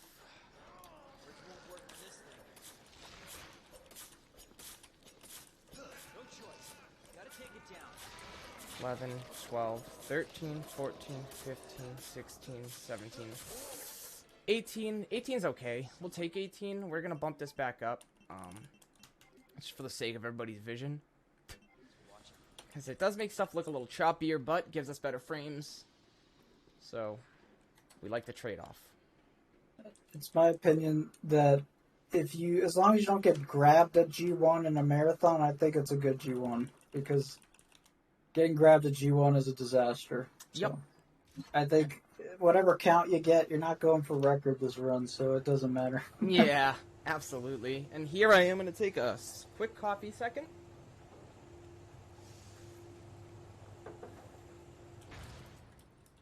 That's the boss fight that you see, like someone that's new to this game, they come in and they see G1 and they're like, it's that easy this whole time?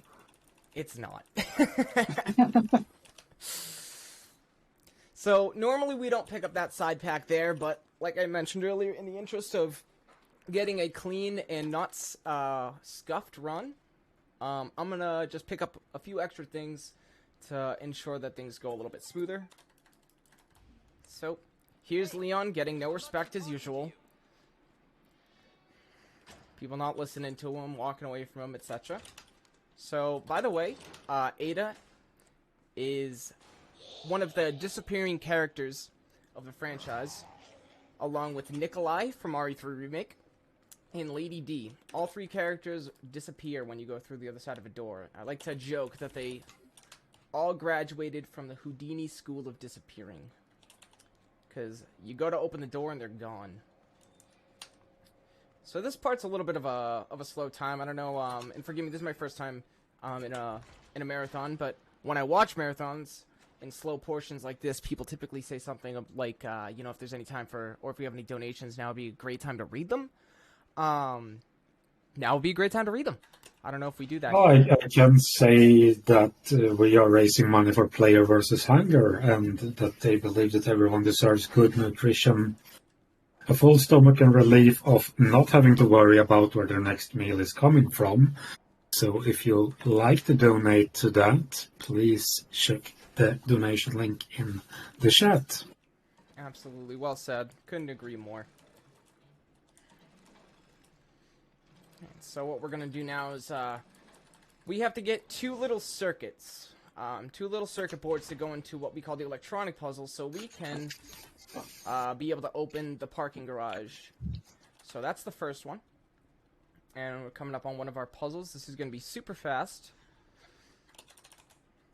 Blink and you miss it. I'm going to turn around quick. This dog's going to jump at us, but he's typically harmless. I'm going to go this way. Alright, and now those stairs there, the game is weirdly designed in that space where those are actually a ramp rather than actual stairs. Same thing with these stairs here. So when you see me go up a set of stairs and maybe I don't stair skate at that point, that'll be why. Ooh, this is actually a little scuffed. Okay, good. So now would be a very bad time to get hit. So we're coming up on Green Hallway. Zombies tend to react a little bit differently to Leon when he's in caution. And ideally you don't go into this hallway in caution. So this is going to be very much a hold on to your butts kind of moment. Because this could go either way. But we're going to go in here, we're going to get this fuse. Now, we call this Green Hallway. And what we do is we hug the side here. Go a little close to the wall. I'm going to shoot, and hopefully if I hug here... Okay, and that worked. Now, normally what we'll do here is we'll kind of... We'll dump the knife into him. But I want to hang on to it, and I'm going to actually pick up a stack of ammo. That normally don't pick up, but I'm going to get that just in the interest of things and health and inventory space. Same idea with that. Now we're back and good to go. So that hit earlier by the liquor is honestly not bad, because that means we can kind of do these things. There's something called DA, difficulty adjustment, in this game. If anybody hasn't heard it, essentially it's a way of the game deciding, depending on how good or bad you are performing, the game will change things. Mondo, do you think you could give a little bit of an explanation as to how that kind of works? So in this game,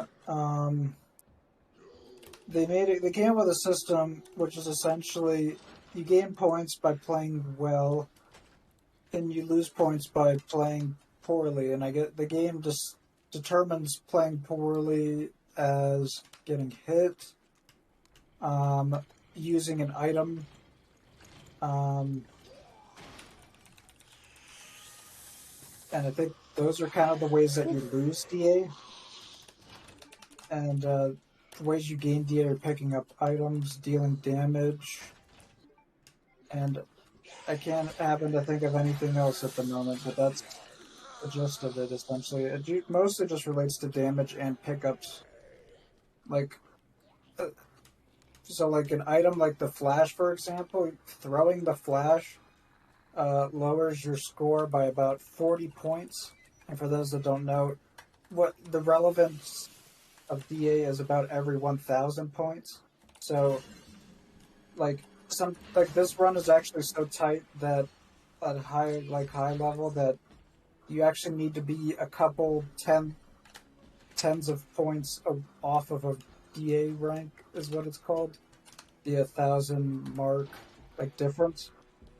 And the flash is for example, is you pick it up and it's plus 40, and you throw it and it's minus 40. So it's actually DA neutral, which is very nice. Exactly. An item like the knife, for example, I think is plus 50, and how much damage it deals is based on damage. I can't give you the numbers for that, unfortunately, but it's it's usually how much DA you get from using the knife is pretty consistent. Like on G1, you always deal his amount of HP, so the DA will always go up the same amount. Boss fight like G2, you have to hit an HP threshold and then hit him with the crane. So your DA might be a bit different each run, but everything else is pretty much the same. But hopefully that explains it. Exactly. Great explanation. Thank you for that, Mondo. Mm-hmm. And speaking of explanations, just another quick thing. You guys might have seen me go into that room there, kind of look up as I went in. Also, we're gonna shoot there, by the way. That manipulates this room, so hopefully we get an easy. Please don't turn around and grab me. Thank you. So when I looked up and aimed at the ceiling and then shot the licker once, that's a manipulation. We look up and it makes him actually go to the ceiling. So that way we can know what he's going to do. We then shoot him once, and it distracts him a little bit, enough to get into the hallway, into the room, and then he's kind of not a problem. And there's early push earlier at work. We got a nice, clean library, which anyone familiar with this game would tell you. Library is not very kind. So we're going to hug the right here. Hopefully this guy doesn't turbo and kind of grab me, which he did not. So we're going to go ahead and use this.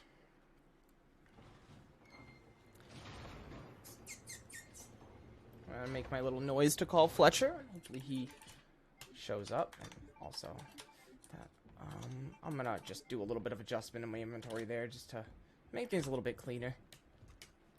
Also, we had a $20 donation from Empty Box saying GGEs. Awesome donation. Thank you so much, Empty Box, for that donation. Takes us up to 440.69. Awesome. And we're gonna use this second one down here. Alright, I'm gonna over here. So here's the second one. Alright, we're gonna pause coming out of here because, oh, that's not good. Okay, so I'm gonna have to, not good. So I'm just gonna have to eat this bite, unfortunately. So he, unfortunately, coming out of that room, he can be in a few different positions. He wasn't in a great one. Normally I can make that kind of shot, but my aiming isn't at its peak at the moment because switching between games is a tough thing for me. Been playing a lot of RE4 recently. So we're going to go in here, we're going to hug this side and then turn left. And that's going to make him not get us. I'm going to pick up the stack of ammo here. I'm going to go ahead and pick this flash up. And then we're going to go this way. So that flash is actually going to be one of my safety items. Yeah, it's all DA minute, exactly. All DA minute. Which means we might get a really clean G3. So we're going to make our way out of the RPD in our exit tour. And hit green hallway one more time. So we're going to come through here. We're going to pause again. Sometimes I like to call him Darth Maul because he's half the man he used to be. Is there, and then you pause. Sometimes they're in the way at the end. Very mediocre green hallway here. Sometimes you get lucky and you don't have to shoot anybody. Alright, and now, dogs. Anyone who speedruns Resident Evil knows that dogs are free. Until they're not. We'll see what we get today. Don't hurt me, I have a family. Don't, please. Okay, cool. 60% of the time, that works every time. That area used to be, I think, like a major reset point. I'm not sure if... I think there might be a movement there in the... parking garage that makes it made it semi-consistent. I'm not 100% sure, but yeah, that part can be really bad, especially if you get hit in the doorway, because there's a very subtle like thing that happens for some reason. This is like an animation bug that like you get hit in the door frame and it does like a half stagger. Where, like, you get staggered only, like, a tiny bit. And unfortunately, like those when the dogs jump at you and they hit you from behind. I think it's a 2-hit animation. So when you get that cancel in the Dorfern, you only get one. And why that's bad is because the DA is so tight in this run, you don't really want to get hit more than, I think, like once. Yeah, I think Frit usually gets hit at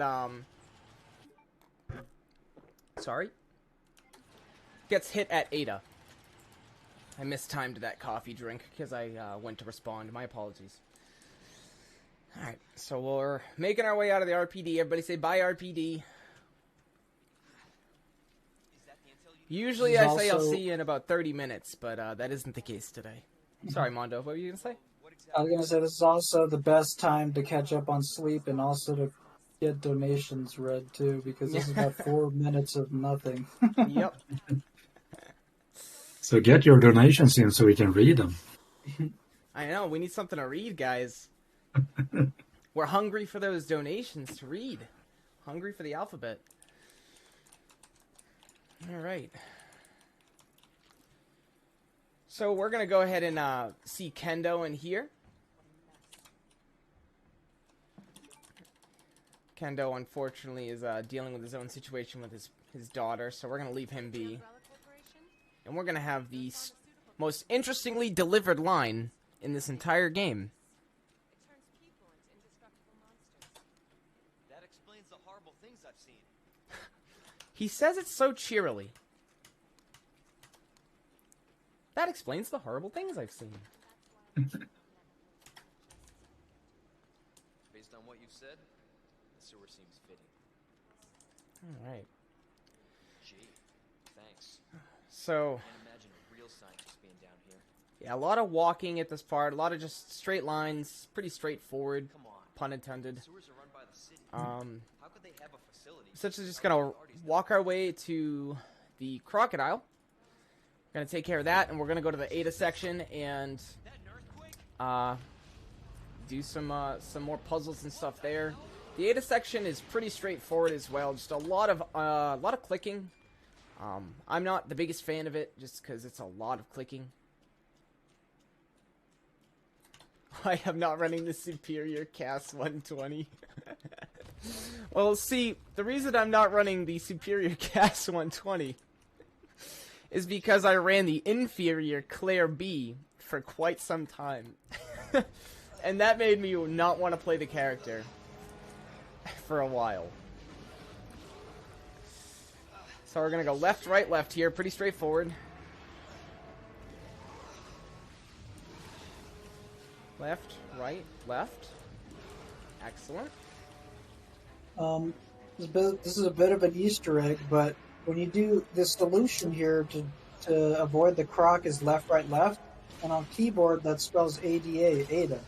So I always like to bring that up. It's a little Easter egg. Yeah, sorry, my game audio is a little bit louder than you, Mondo, so I heard Easter egg, but I missed some of the other stuff. I was talking about Ada, how it's left, right, left is ADA. Oh, Ada. oh, that's actually funny. I never realized that. Yeah. Leon, up here. There's probably people that have heard me say that about 30 different times, so I've said it too many times. Every once in a while I try to get sometimes you can get buyer that time. It doesn't make any difference, no time save, but it's just fun to see if you can get buyer earlier. Actually, you're wrong, CB. The run's actually dead now because you didn't manipulate RNG later in the run. So. Oh, sorry, hold on. Restart. Yeah. Sorry, guys. We're going to have to go over estimate by From the 2 top, hours. it'll be smoother this time.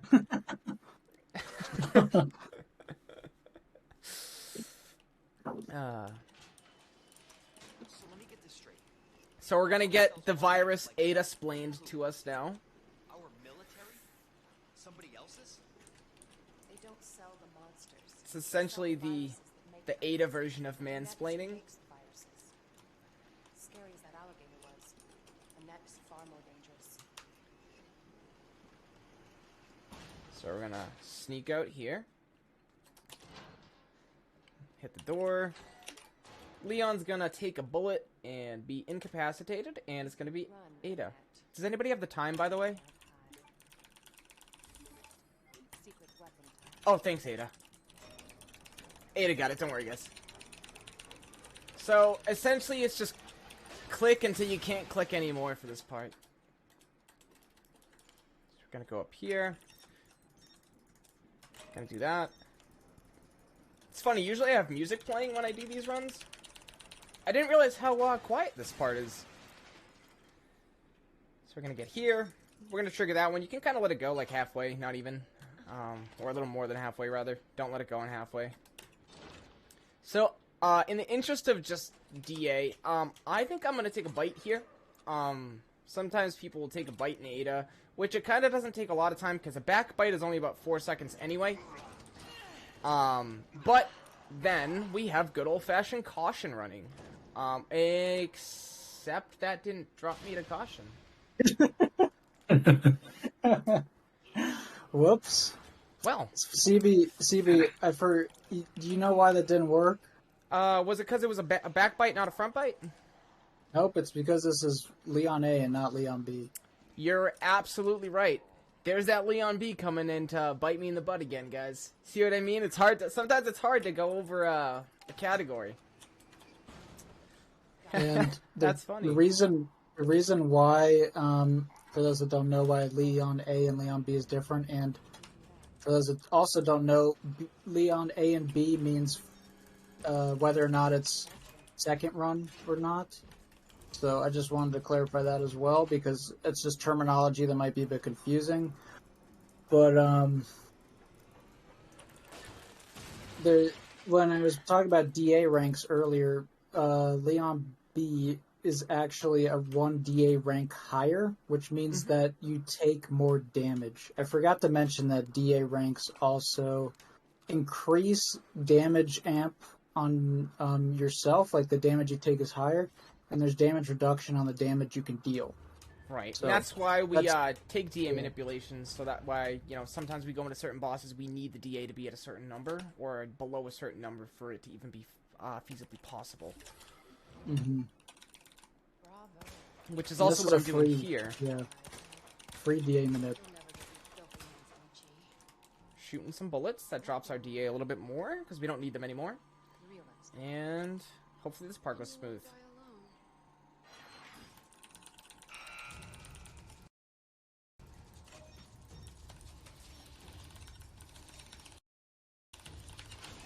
That was close. You got the frame perfect explosion. Alright, that was a little scuffed. I get nervous at this part. Usually, I can get the last one triggered, or start by the 47 mark. But it gets a little tough, because you gotta kind of switch between them, so that way by the time you're done exploding one, it's switched to the other one. Alright, now we're gonna be back to Leon. We actually got another $5 donation from Dad again. Hi Tom, CB, Mondo, and chat. Dad here again. What does a zombie get when he's late for dinner? The cold shoulder. You know, this is usually when I'd hit the hit a drum rolls or a ba-dum sound effect.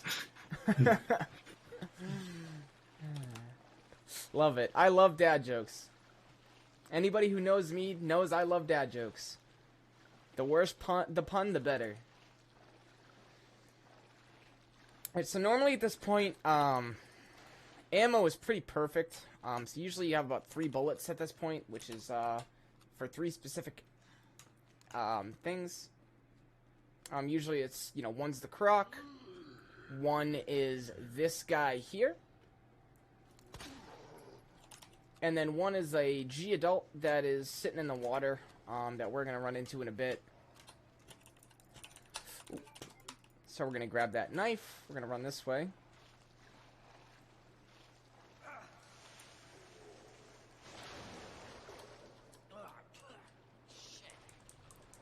Alright, and I also want to thank everybody for the opportunity to be in this marathon.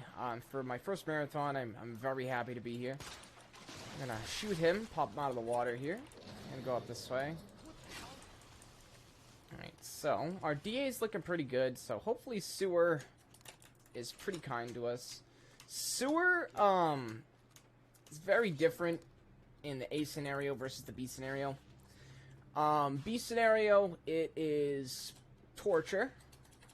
A scenario, it's like a brisk stroll. It's really weird. Enemy placement, extra enemies. There's just a lot that can go wrong in B. So I'm going to go back here. What I'm going to do is there's a stack of ammo here. I'm going to grab it. So we're going to wait for this.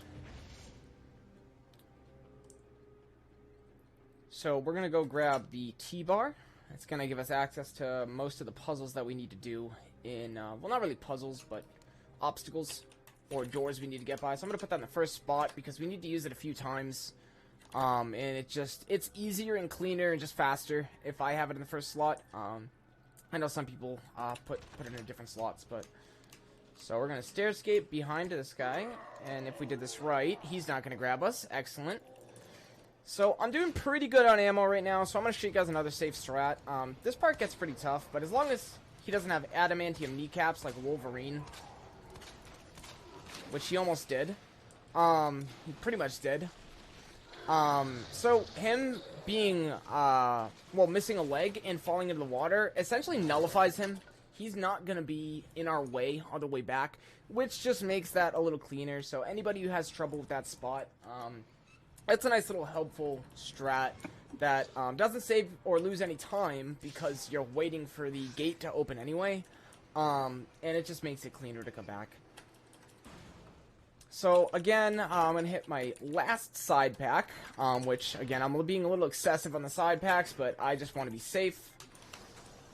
I put that in the wrong spot, but that's okay. I'm not going to pick up this, and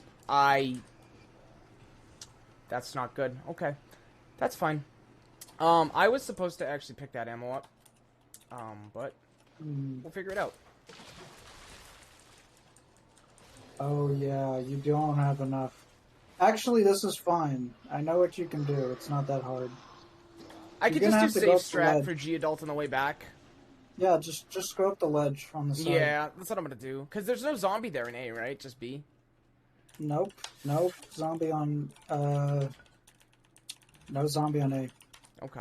Yeah, so No normally, problem. guys, and that's just, again, with the A and B getting clashed. I sometimes remember or forget what my pickups are, but this is okay. I just will adjust, because I need at least 2 bullets coming up, and then I'll just grab an extra stack of ammo in labs if needed. And there's a stack of ammo after G2 that I can grab. Oh, yep, the zombie's not laying there. The one that's there in B. So there's one on the side. Alright, so what we're going to do is we're going to come around here. Pop him up from the water. I'm really going to hope that this G-Adult behaves here, because I have to... He didn't. Oh, that's unfortunate. That's okay. Got a flash. It's alright. Use a flash. Yep. You still get hit though. He slams his arm around on his flash. Oh, this is not good. Oh, this is a bit hectic. That's okay. That's okay. Better than poison. That's better than poison. Yeah, better than man. poison. I'm gonna be honest. So, you shoot him in the head when he peeks out, and he's supposed to jump into the water.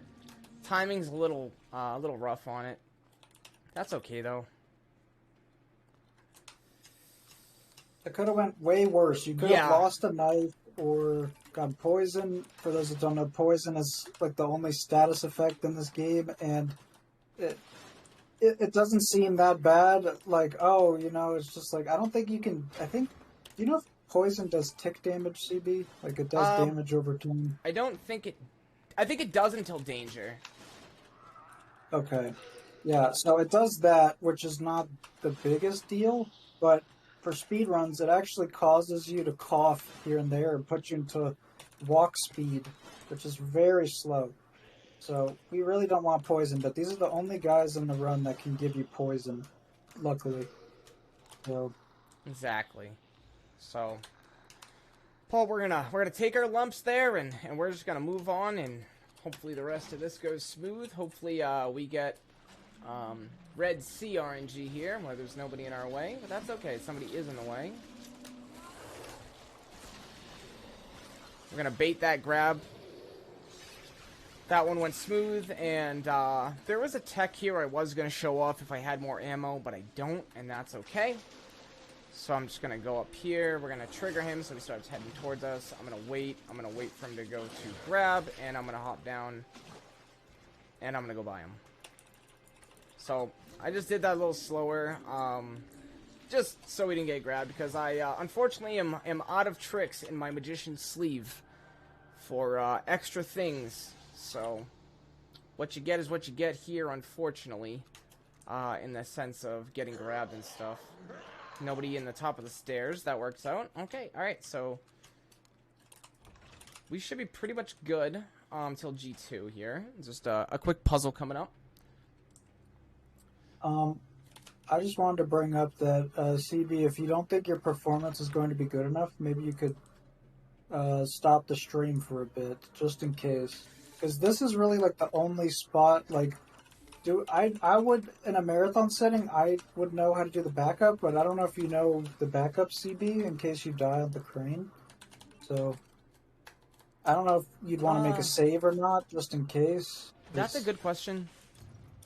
I know the backup. I don't know if it's like all you have to do is just if you ever die here, guys, and want a safe backup, you just wait to press the button because you want it to be pretty much the same as a real run. All right, yeah, I am gonna real quick.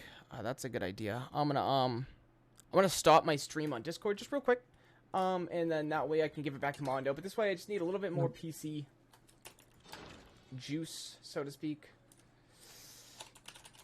When you do that, I can say we have another donation from RJ with $54 saying, "Let's go. Will we see the super secret CB item box trick that cuts 2 years off the run? Also halfway there. Let's go."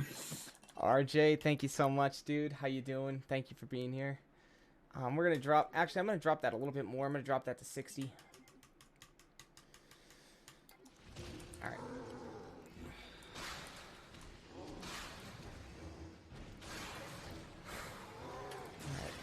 This fight, it's a little nerve-wracking, but ooh, see, that's bad. So sometimes the turns don't really work when they're supposed to. That might cause him to do a different attack than I'd like. Yep. Okay, so we're gonna get the triple slash, but that's okay. Gonna do one shot.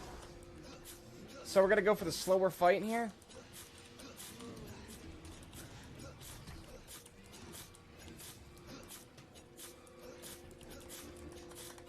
And we're gonna break a knife.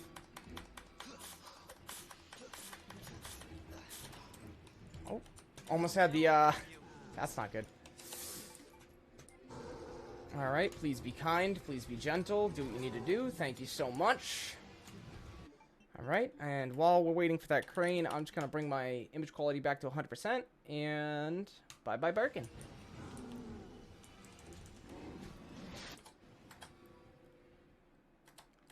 Come to think of it, I probably shouldn't have broken that knife, but that's okay. If I didn't break that knife, I could have had an extra self-defense weapon for labs. I don't think I have an extra one now, but that's fine. We'll figure it out. Just curious and worried about the IVs, but luckily I do know a G3 backup strat. Ideally, I'd like to not have to use it. So we'll just simply not get grabbed. Which anybody who knows labs in this game is a little bit easier said than done. This is just how my opinion on RE2 in a marathon setting. If you don't die at G2, I would say it's probably a decent run because there's just a chance you're just gonna die. Like, if I'm being honest with you, I think this run has been pretty clean so far. I mean, I think so too. Thank you, Mondo. I appreciate that. And here's a little trick, by the way. Ada usually will walk in here before you, but when the cutscene triggers, kind of drag your mouse along this side and then kind of hit. Of course, it didn't work when I tried to show it off, but you hit essentially diagonal and you'll go past her and get in the car before her. but she knew that I was trying to explain it and didn't want to let me do it. And that's okay. Alright. We're on the last part of the run. We're in labs.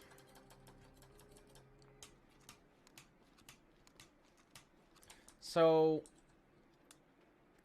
what we have to do here is essentially upgrade this wristband the further we go through labs. Also, I don't want to be that guy, but do you mind turning the Discord stream back on? I literally was pausing to do that. That's really funny. I literally was pausing just so you could... Okay. Alright, there you go. So, that's just so Mondo can give better, more on-time commentary. Thank you guys for your patience. Just had to do that real quick. There we go. Nice. This spot right here, so you see that like CB went to the right here at the door. He waits for, you have to wait for the door with whatever character you play as. There's actually a very minor difference between the Leon and Claire route differences, because the routes are actually pretty similar just because the knife is good for both of them, and they usually have to go to the same spots and whatnot. But here Claire actually has to go to the left to drop Sherry off, and then she can go to the right, whereas like Leon has to go to the right because he doesn't have a little girl to drop off. So alright, this should be free. Yeah. Of course not, though. That's alright. So that's like 9 out of 10 times free. But I've been on a pretty good streak there of just getting by him and that just working. But sometimes he just decides that he wants to grab you. But Especially when it's a marathon. Sorry, I was gonna say that see, I don't know if the stream can see your DA score, but that is a pretty low DA score. That's pretty nice to see. Yeah, my DA score is 63, which usually you get here it's about 68, I believe, 67. Yeah. Which, for reference, you do not want that to be higher than 7 going before you get to G3. If that number is higher than 7, well, rank 7, but 7,000 is the number, that fight will not go the way you need it to go, as far as the speedrun goes. So what I am going to do... Actually, I'm not going to grab that. I'm going to just keep going, because I can grab one later. Alright, so... Alright, and the puzzle coming up, I'm going to try to get my hands to not do the B solution. It's 20673123. We're going to pick this up.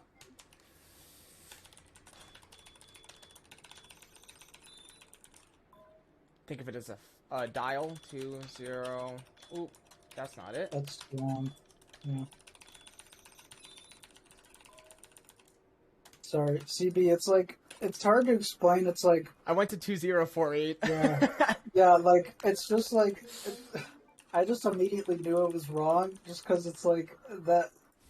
It's hard to explain. It's just like... no, you can see the thought process. Yeah. Yep. No, I get you. That's not good. Okay, so you hear that noise? That means we woke him up somehow. I have trouble not waking him up. And this is... red, green, blue.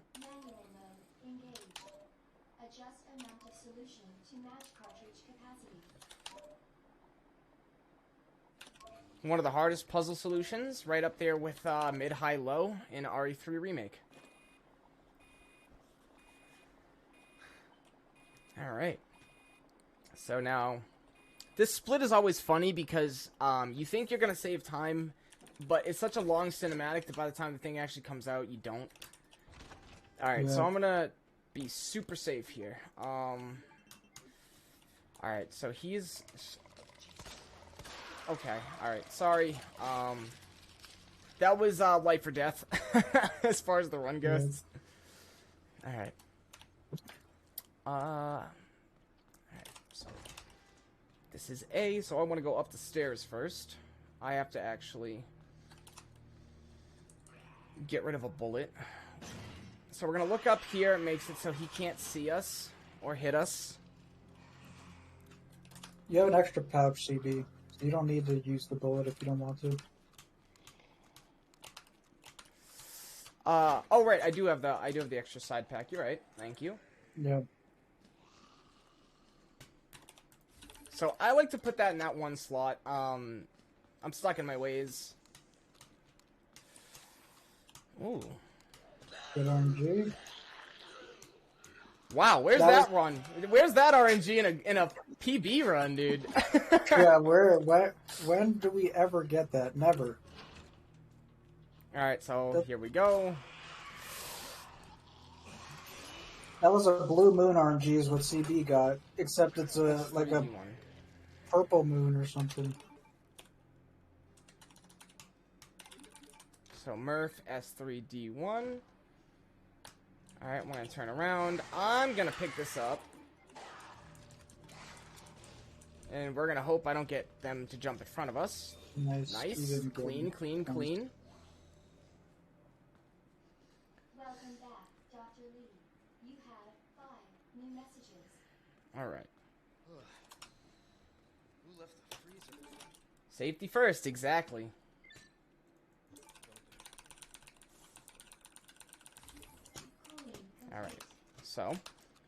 Alright, so we need 2 flashes for that same hallway. You only need 1 in B scenario because you don't actually need to go up the stairs in B, but in A we do. So I'm going to come out here, I'm going to hope that nobody's in front of me here, and I am going to run when that hits. That hallway's looking good. The lickers are funny in this game, they react more if you're looking at them. That's why we grabbed the herb. Okay, alright, so here's where I get concerned. Nice.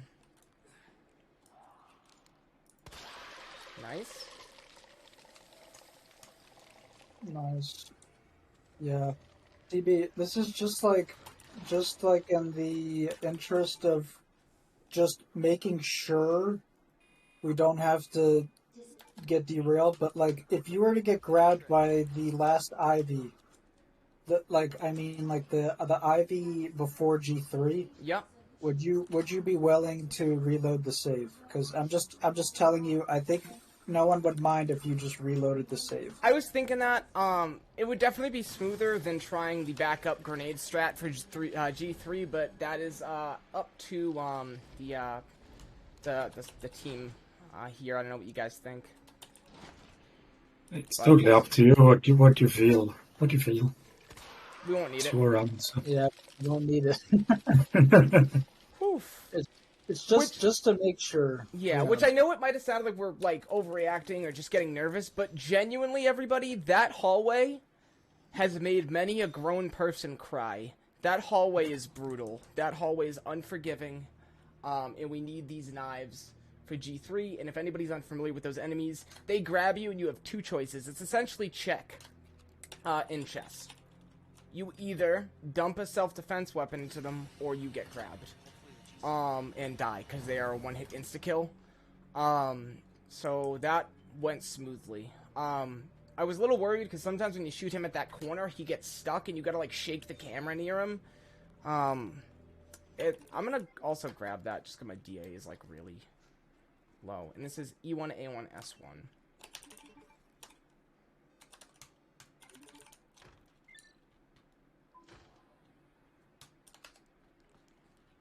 Alright, so... Alright, this, should go well. Mondo, I'm gonna go ahead and leave the Discord stream on. I think it will be okay. When I was doing practice when we, before we started the run, it seemed like I was getting practice and while streaming, so, Yeah. It's just as long as you don't drop frame rate at... also, you do have a nade in case you run out of damage. Just like, throw the nade, dude, and hope it works. Like Exactly. That's what I'm thinking, too. So I'm going to drop image quality down again. Okay. That's 1, 2, 3, 4, 5. Alright. Here we go.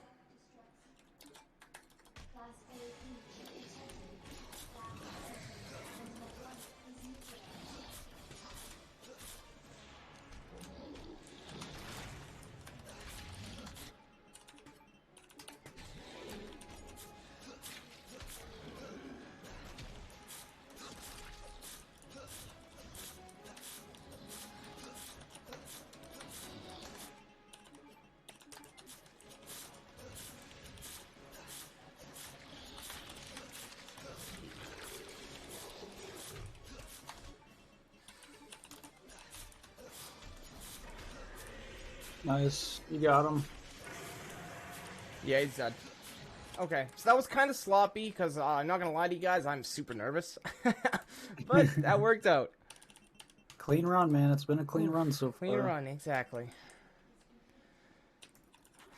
Alright. The worst is genuinely behind us. So it should be pretty smooth sailing towards the end of the fight, or the end of the run. I have extra knives in case I get grabbed by the last couple of IVs that I can dump. There's a first aid coming up. I have a grenade, so all we gotta do is really just keep going, and the run's pretty much ours. One nice thing about that cutscene is you don't have to go across that bridge. Alright, so we're gonna go in there, we're gonna pass by the button, and then we're gonna hit the thing, and I'm gonna try to call my cat. Fletcher!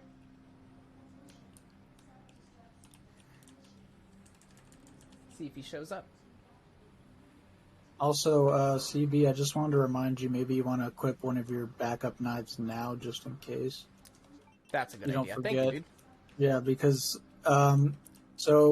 once again, I don't know if they can they see your SRT overlay? I don't on the think stream? so. No, because I didn't We make it cannot, OBS. or the stream cannot see the SRT overlay. I see. So as people know in this game, these knives have durability, and in our speedrun tools, they show us how much durability there is, and it's from 0. Well, actually, it's more like 1 to 1,000, because 0 means that it's broken and it disappears. But you can do Tyrant. Actually, CB's at rank 7, which it's just pretty. You're usually almost always at rank 8. Ooh. Like, this is why we equipped the backup.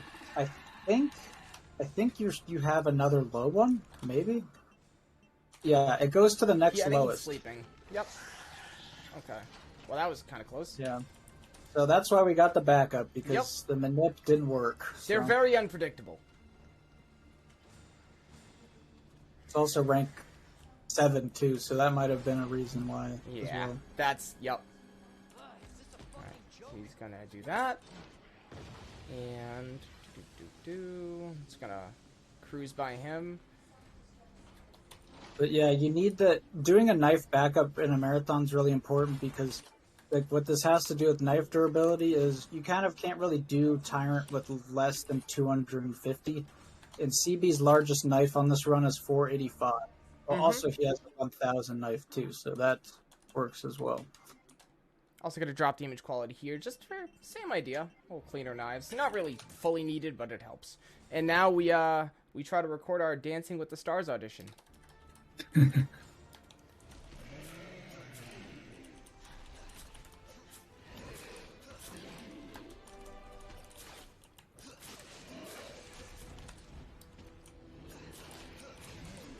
Okay, that was weird. That was rather Very just close. bad knives, but that's okay. There were those nerves again. That's alright, now we dance. We chose the tango as we thought it would be a very fiery dance. CB, do you mind if I explain how Tyrant works? Go for it.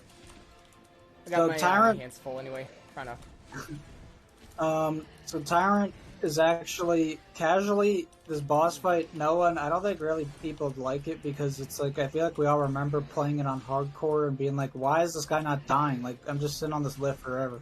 So this is a 3 stagger based fight. So with the knife, you can get 3 quick staggers, which is what happened. But the fight has a hidden timer in the game that will start going after the first stagger, and it's about a 4-minute timer. Then you get the second. Once you get the second stagger, it halves the timer. Whatever time it's on, it's by half. And then the third stagger, it halves the timer again, and past that, there's no change to the timer at all. The staggers don't matter anymore. So that's how it works. And if you're not going to use a knife in a casual playthrough, I would just use either flash or a nade, which both work. So that was a pretty good run, Alright, CB. and that's time. Alright. Went cleaner than, not as clean as I hoped, but cleaner than I expected. Really clean for a marathon run. It was your first marathon as well. That's very well done. Thank you, CB, for that. Yeah, that was smooth. I'm happy with the result. I'm glad there was no deaths. That's what I was mostly concerned on. I was concerned of how I'd play, considering I've been doing nothing but playing RE4 the past day and a half. So I was a little worried about my energy level and things like that, but got a second wind, and this run went well. Mondo gave us some great commentary, so I was able to focus on a lot of the strats. If you guys don't follow Mondo, definitely give him a follow. But yeah, that's our clear time for now, with a little bit of messes up in the sewers. But you know, thank you guys so much. I'm CB Itembox. I do a lot of Resident Evil streaming, speedrunning. Usually I'm doing RE2, but I'm doing a lot of RE4 now, so RE4 is kind of the go-to. So you could find me at twitch.tv/CBItembox. And same thing with Fletcher. He's always there, my cat. If you guys want to see Fletcher, he's on the stream all the time. So apologize he wasn't on the camera a little bit more. Usually he's literally laying like right in front of me on the desk or on me. But of course, you know, he must have known it was a marathon as well. But yeah, Mondo, you have anything that you want to say? I was just saying, the run was good. Thanks for having both of us. Yeah. Really appreciate you running for us and getting us up to $500 total as well. Awesome. And appreciate you running for us, CB and Mondo, for the knowledge, and Fletcher for just being there. Hanging out. Appreciate that.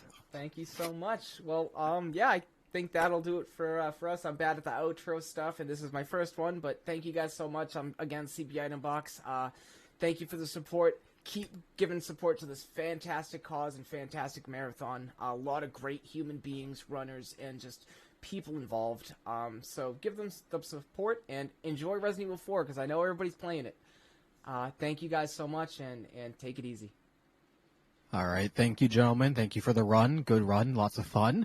We're going to switch over to intermission now. We're going to have another run coming up right after this, about 5 minutes from now, give or take. So everyone, you know what to do. Get your snacks. Do what you got to do.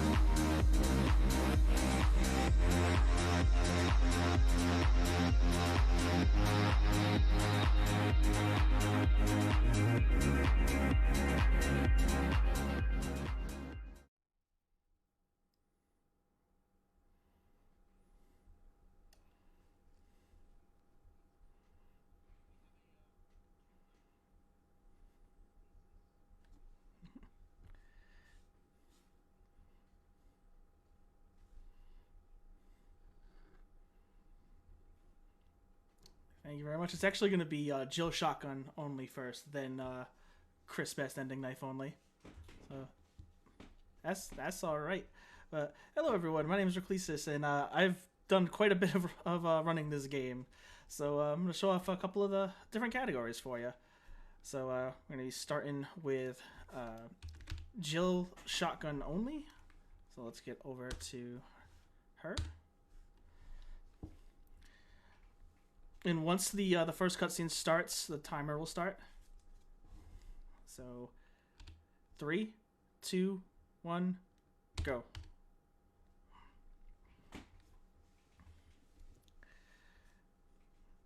And so normally, right away we pick up the bazooka in a Jill 80% run, but we got to go through almost the entirety of Mansion 1 without a weapon, and a shotgun only. We only get the shotgun on the way out of Mansion 1,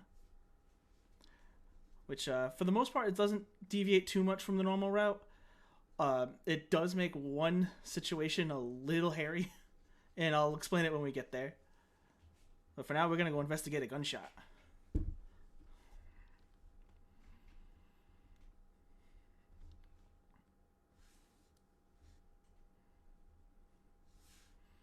I'm seeing some things in the chat saying no game audio.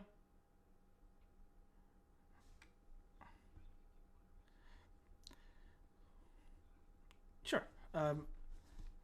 Just not even a minute in, so it's not a big deal. It was showing game audio on my end.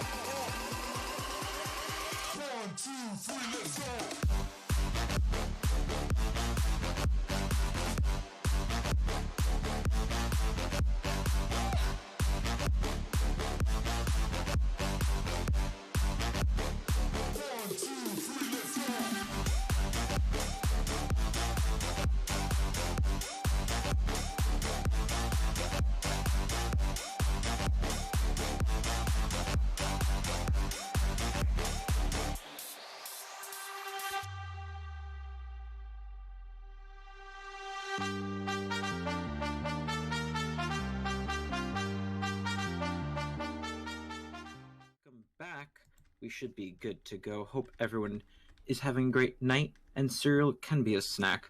We have Reclesis up here with some Biohazard and running Jill shotgun only. And then a little bit later, he will also be running Chris Best Ending as well. Mm-hmm. Yeah, sorry so, about the... Reclesis, take it away. All right, thank you. And again, sorry about the audio issues. Sometimes LBS just doesn't want to work. So let's just get right into it. Hazard. Let's get back onto Jill.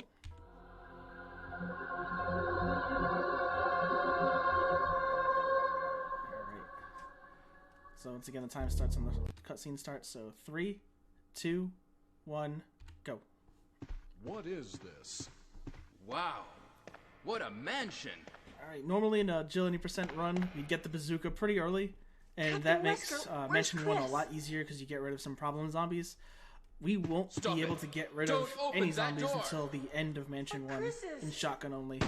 So it's going to be a little dicey moment. Maybe it's about Chris. 5 minutes into the run. Now, Jill. But we should be able to get by. I'm going with you. We're going to have healing Chris items is our just in old case. partner, you know.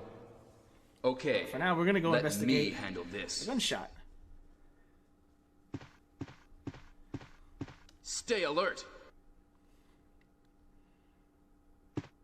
Oh my god.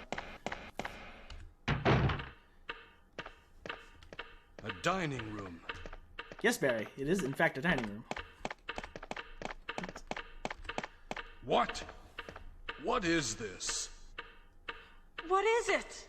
Blood. Yes, Barry is definitely best boy. Jill, one of my see favorite if you can characters in the find entire any franchise. other clues. I'll be examining this. But while he's examining, Hope this what we're is not hoping is not Chris's Chris's blood. blood. We're gonna grab this emblem right next to him, and we're gonna go into the next room. Gonna skip this cutscene of our friend Kenneth getting eaten. Barry? What is it? Watch out! It's a monster! Let me take care of this. Yes, he does. He's about to show off that Magnum right now. Magnum that takes 3 shots to kill a zombie. What is it? Kenneth was killed too. Maybe by this creature. Anyway, let's report this to Wesker. Alright, let's go see, let's go say hi to Wesker. And he's not here. Wesker! Alright, we're gonna use our detective skills. Help me look for him, our Jill. years of training on the Don't leave this police hall force for the time being. to look for our captain. And we can't find him. He's gone. Find anything, Jill? He's not behind that one pillar. Nothing. He's no What longer is here. this all about? I can't figure it out at all. Beats me, too. Now it's Wesker's time to disappear. I don't know what's going on. Well, it can't be helped. Let's search for him separately. I'll check the dining room again. Okay, I'll try the door on the opposite side. This mansion is gigantic. We could get into trouble if we get lost. We should start from the first floor, okay? And Jill, here's a lockpick. It might be handy if you, the master of unlocking, take it with you. Thanks. Maybe I'll need it. You gotta wonder why the Master of Unlocking does not have her own lockpick. Listen, if something happens, let's meet up in this hall. This time, I'll be there. Alright, so the first thing we're gonna do now is we're gonna go and fill up our inventory. We're gonna do this to skip part of a cutscene that's gonna happen a little later.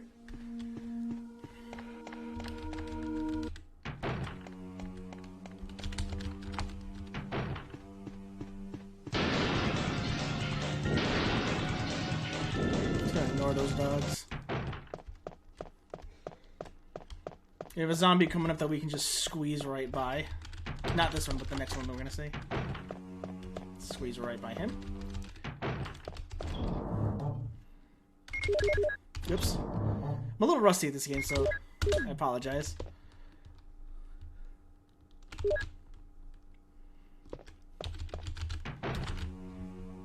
Alright, now we're gonna pick this herb to fill up our inventory, and then we're gonna go give a zombie a hug. Every now and then, even zombies need a little love. So let's give this guy a big hug.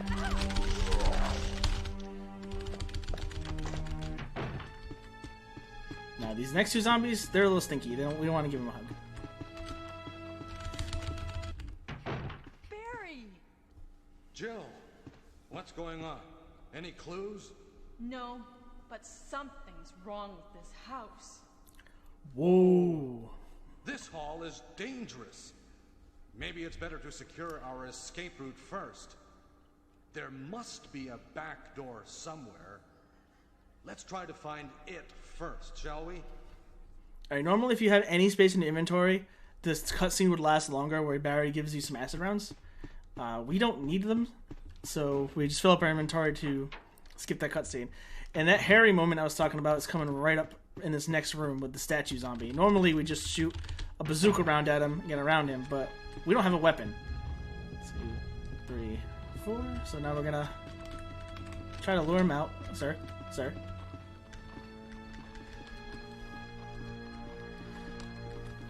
Oh, he's being really annoying right now.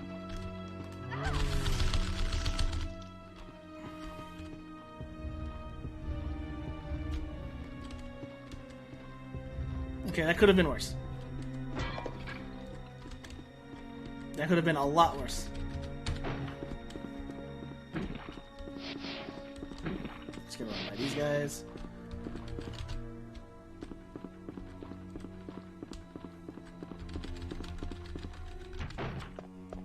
We're gonna go use that chemical we picked up.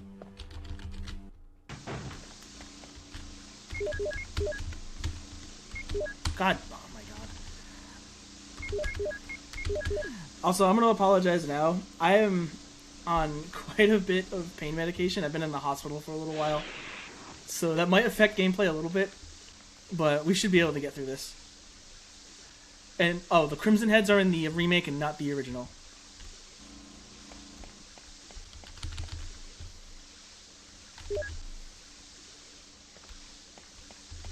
So we don't have to worry about zombies coming back to life.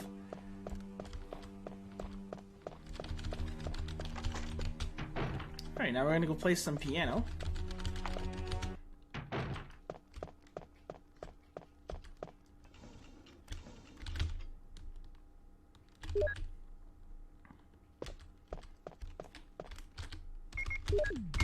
Don't want to use that.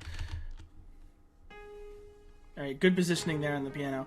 You can use the notes on most parts of the piano, but she'll always walk to the same spot. So you want to get as close to that spot as possible to save time.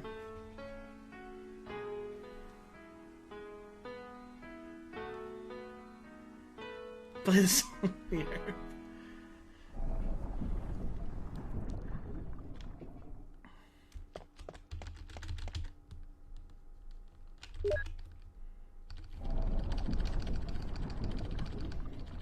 Oh no, we're trapped. And we're free.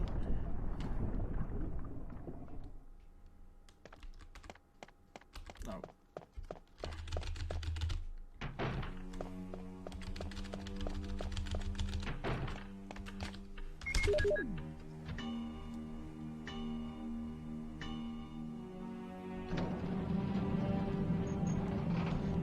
Now we're gonna try to pick up this gem here. Okay, we didn't. There's a lot of triggers here where you can actually inspect either the vase or the broken statue, and the gem is like right smack in the middle of those triggers. So it's not uncommon to accidentally like check the vase.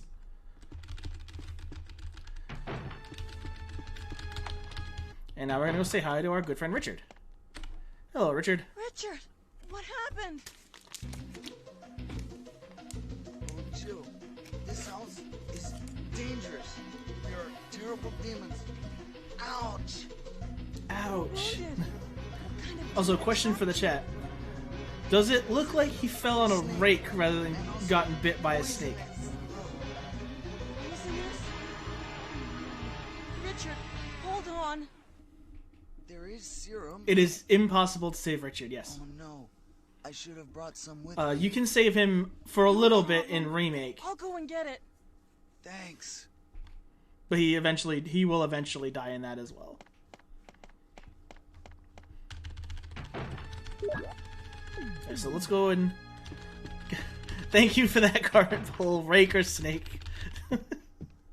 My vote for that is Rake, by the way. Looks like he just fell on a Rake and is like, feels bad, he doesn't want to make himself look dumb. It's like, no, a giant snake bit me.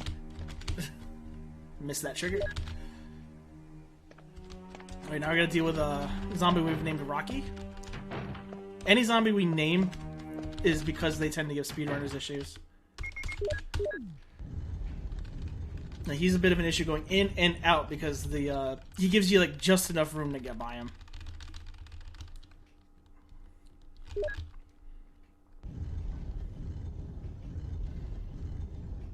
And in the next few rooms, we're gonna deviate for the actual shotgun route now. Excuse me, sir.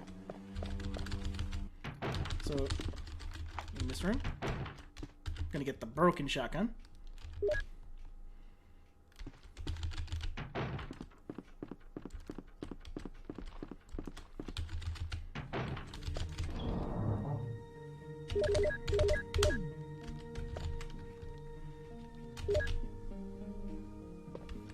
The handgun, knife, we don't need those right now. Let's put those away.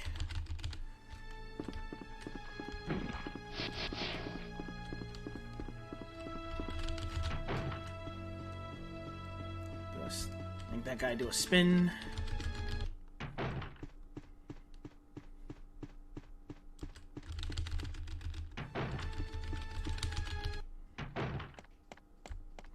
Now we're gonna go and Here's the serum.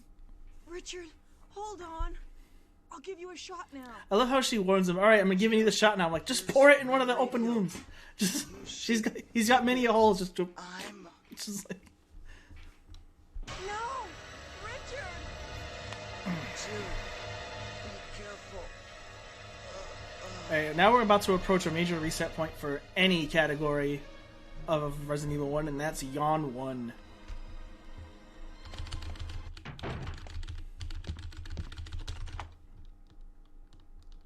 We're gonna try to run around him. Oh, I think I'm in the next room already.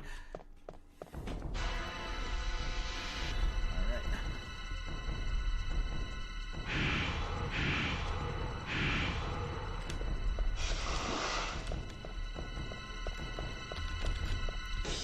My engine's a little shaky, but we should be good.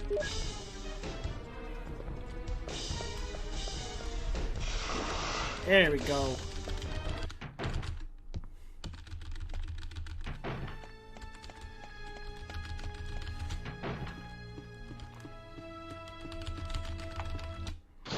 Alright, now that we dealt with Yawn, we're gonna go and get another crest in this room. Now, fun fact about Resident Evil 1, on the PC version, you have to do one and like another slight push after that for that first statue. But on every other platform that you can run this game on, it's just one single full push.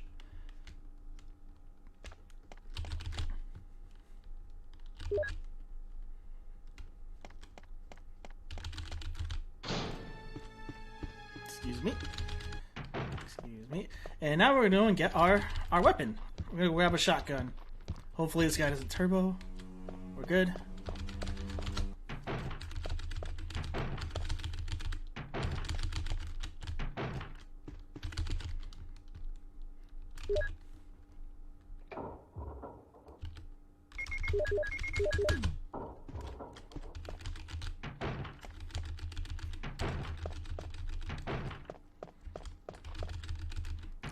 Now that I think about it, I probably should have had an incentive to get the shotgun by Jill Sandwich cutscene or not.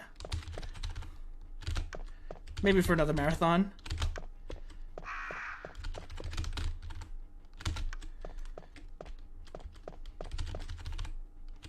Also, anytime, like, sometimes you notice that the yes, no doesn't come up.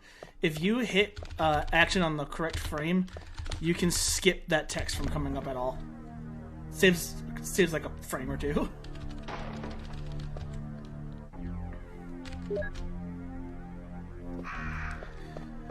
I would boop Neptune if we had anything but the shotgun. The shotgun ammo route is very tight. Alright, this guy's being mean. Bam.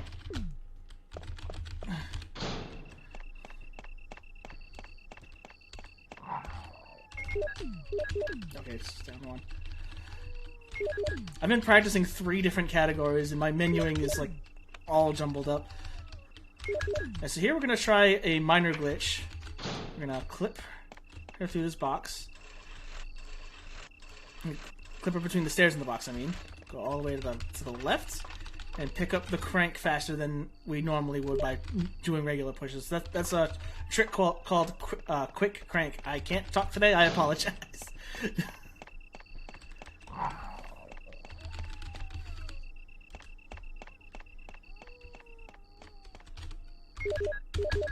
Again with them. I'm thinking Chris goes straight down, not Jill.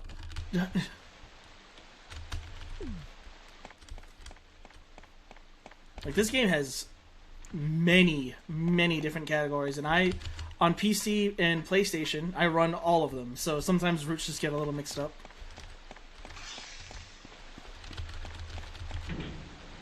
Awesome.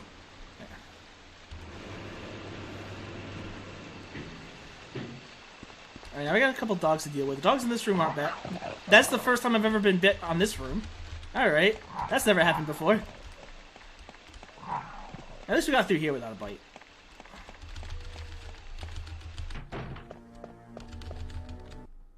Alright, this guy's also a big meanie.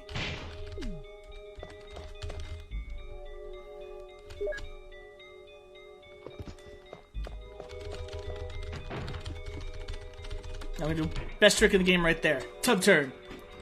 Saves an entire 2 frames.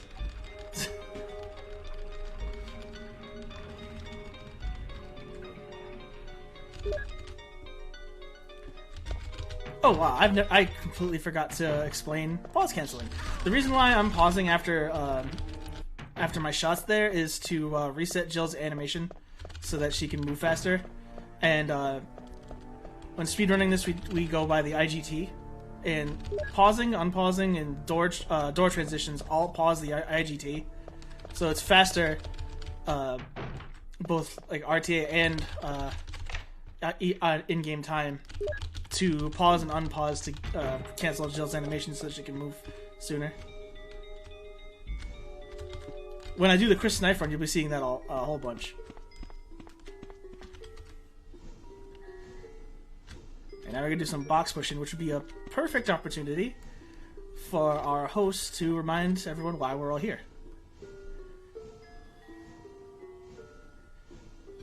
That's right. We are raising money for Player versus Hunger. So if you would like to donate, just !donate, and you can donate to a really great cause who is focused on creating a space for gamers and the video game industry to give back to high-risk communities struggling with food insecurity and hunger. Alrighty, thank you very much. Yeah, there's not much going on in this room other than just pushing boxes.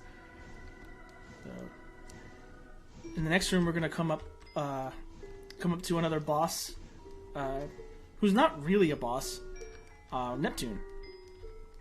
And I say that because while Neptune's in the water, you actually cannot kill him. He can kill you, no problem, but you can't kill him. But the moment you drain the water, one hit from any weapon will kill him.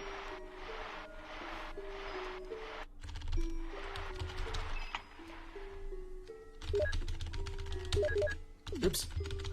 I didn't want to do that, so I'm going to pick up a fresh herb on the way out. That was an accident.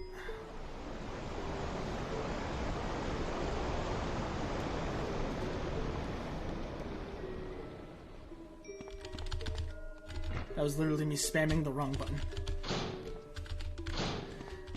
Also, in the shotgun-only run, we will be getting all of our ammo in the guardhouse. So we have 2 boxes of shells right here, and then on the way out, we're going to grab backup shells. If you're going for like a really good PB or world record, this would be all you would take. And you would have literally just enough ammo to get through the run if Plant 42 cooperates. If Plant 42 doesn't cooperate and you don't have the backup shells, your run is dead. So we're going to get some backup shells right here.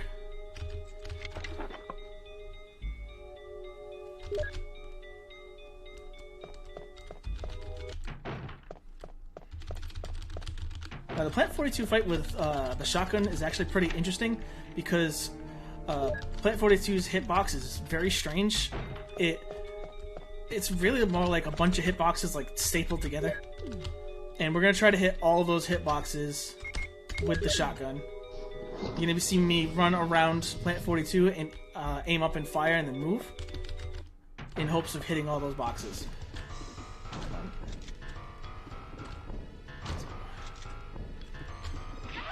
Jerk. Wow. Big jerk.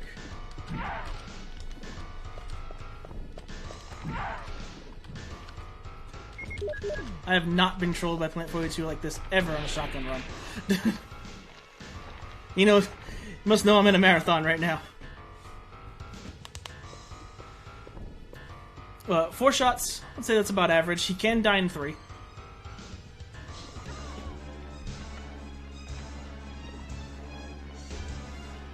What the hell is this?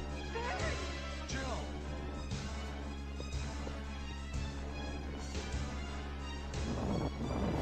Barry's coming in to save the day.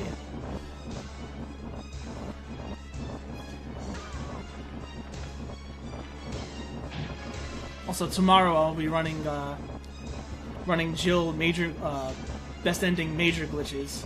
Not knife only though, because unlike the knife only run, there's actually a glitch here that I can attempt to show off. It's very hard to get, but I'll do my best to show it off when the time comes. You saved me. Yeah.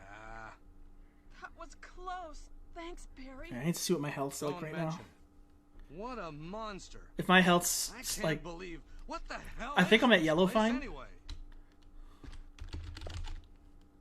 Yeah. I am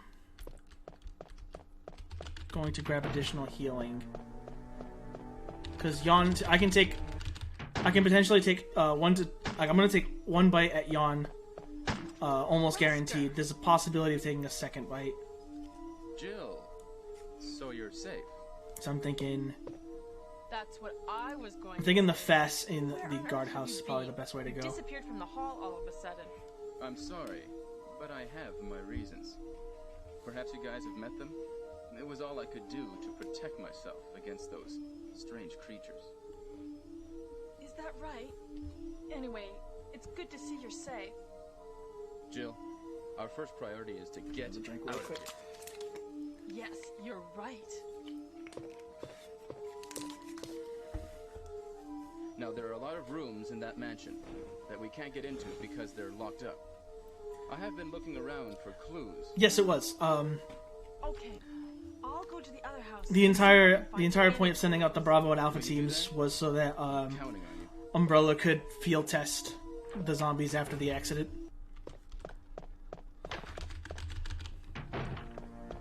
Alright, so we're gonna take a pit stop here. This is not normal in a run, but I have not been having the best luck, so we're just gonna get some backup healing.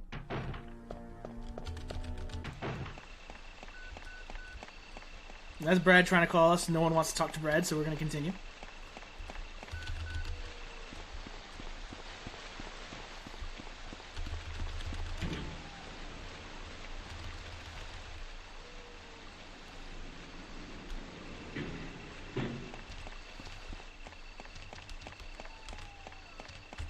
Also, right there, I'm trying to aim for that. Like, there's like a dart, like a crack in the stone that's at the base, like the base of the ladder there. I try to aim for that, because that way Jill will quickly turn rather than like try to adjust. That actually can save like a full second or two. Alright, now we're gonna introduce to the hunters. Well, they're actually very polite because they close the door behind them.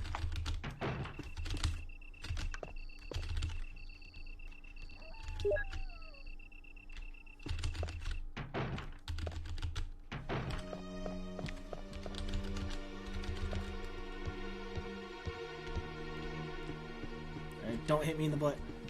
What did I tell you, sir? What did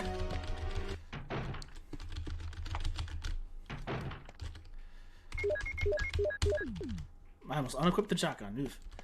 Alright, here I'm going to attempt to do something called quick shooting. If you hit aim at a specific frame during your shooting, you will fire much sooner than normal.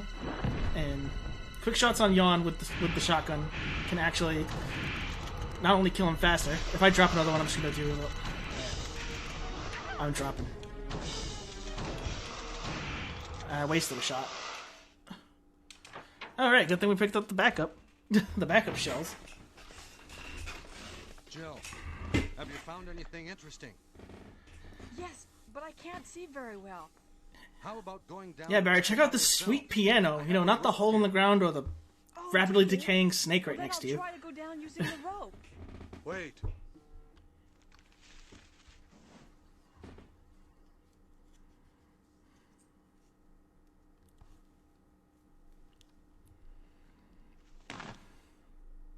Hey, what's going on? Yeah, I'm gonna take this right when I get control of it. I'm gonna heal and reload my shotgun because normally I would have one shot in the. I'm still on fine. Normally I would have one shell in the shotgun, but I accidentally fired an extra shot. So.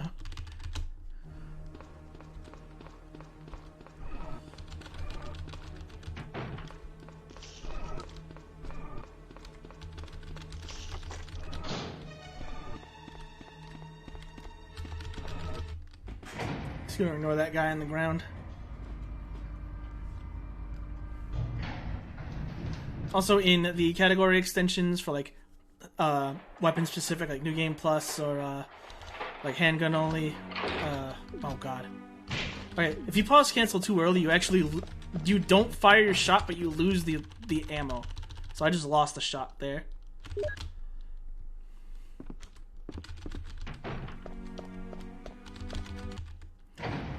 But like handgun only, shotgun only, runs like that for the category extensions are all no major glitches. Oh my god, you jerk. I apologize, there's a lot going wrong in this run.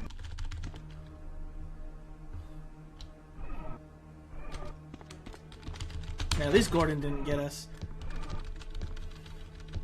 We named that zombie Gordon Ramsay just because he's in a kitchen.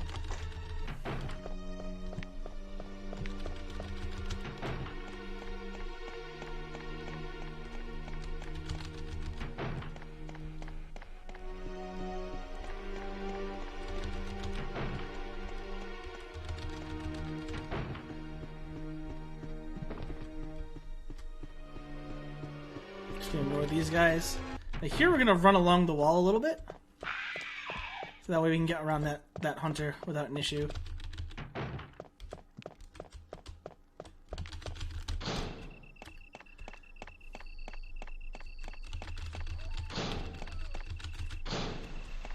Alright, this next section's got some RNG to it. These dogs can spawn in different spots, and they also kind of wander around.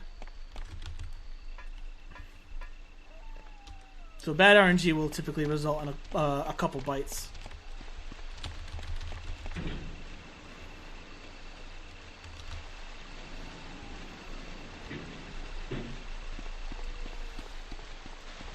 Ooh. That dog really went for it.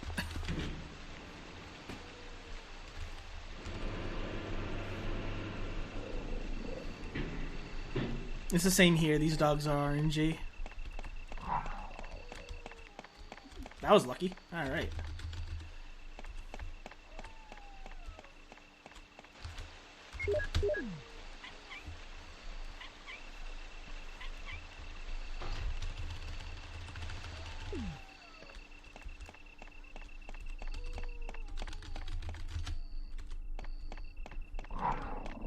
Yeah, at this point the dogs are no longer an issue.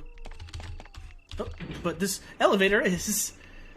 The trigger for that elevator is dead center in it. If you're even off slightly, you don't go down.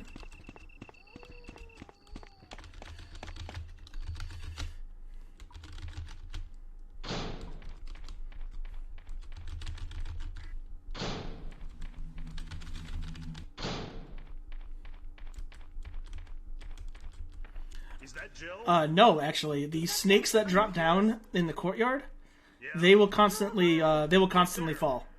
Like if you kill them all, leave, and then come back, they'll fall again. What? Oh no, I'm alone. Listen, the stars are going. But you can kill every like big spider, every hunter, and every zombie in the game. From the start by Umbrella.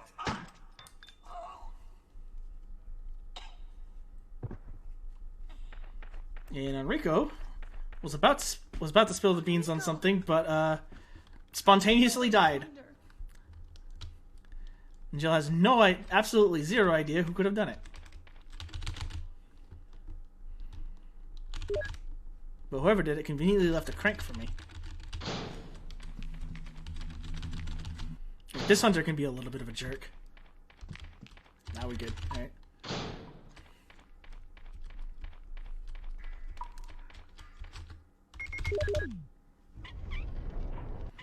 Alright, now coming up is Black Tiger. Normally in a Jill 90% run, you would use the bazooka to get past the webs. We can't use the shotgun, so we have to get Black Tiger to spit at the webs in order to get out. Nah, Mousy, I'm saying chest burster. That was definitely a chest burster that killed Enrico in there.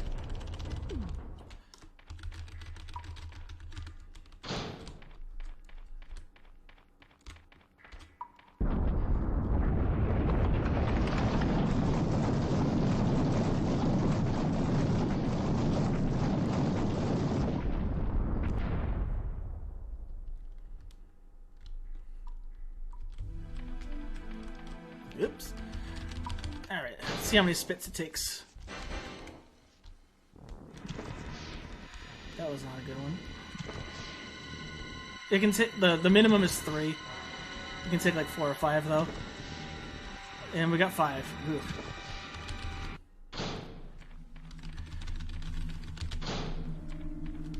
Do I have time for a quick donation? This is a perfect time for it. Perfect. Grape Gal 82 with a $20 donation. Cereal can be a snack. I agree. I agree with that. I agree as well. Thank you.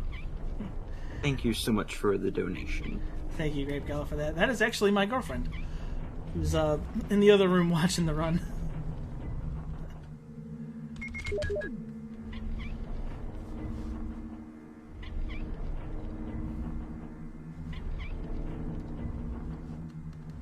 Yeah, we're not going to interrupt that boulder at all. So, I'm just going to go right into here.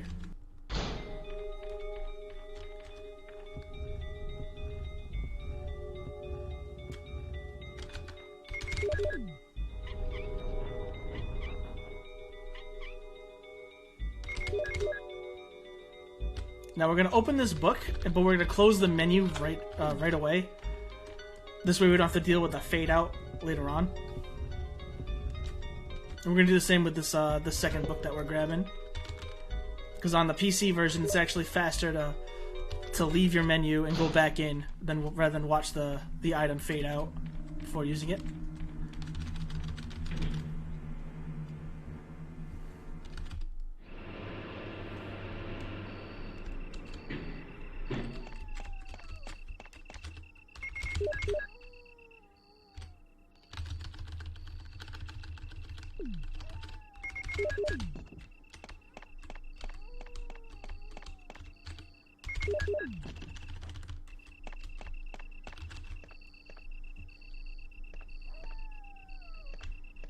Alright, now we're on to the labs. Labs can be a little scary.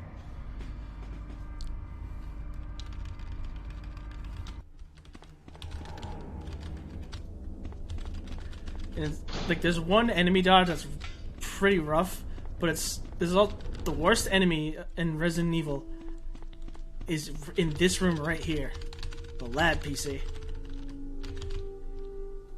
So if you hold down action while this is booting up, you skip a boot up animation. So we're gonna put in John P. There we go. There we go.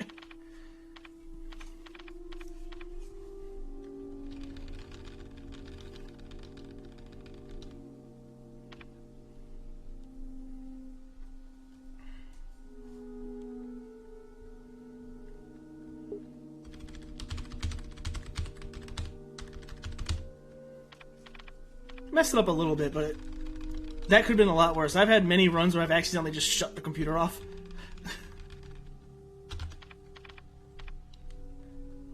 Yeah, trying to do that like really fast can throw you off, especially if you hit like diagonal. If you hit like down and left or down and right, the keyboard freaks out.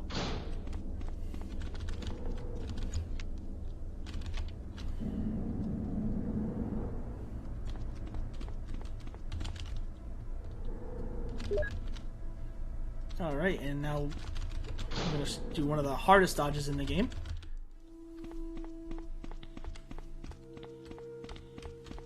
There we go. Let's go.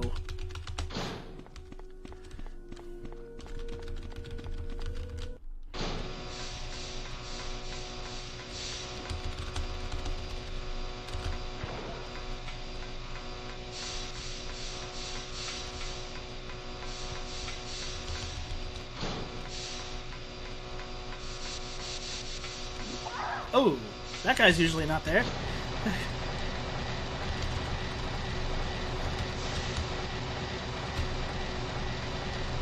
That's okay though. We were on full health before. We're good.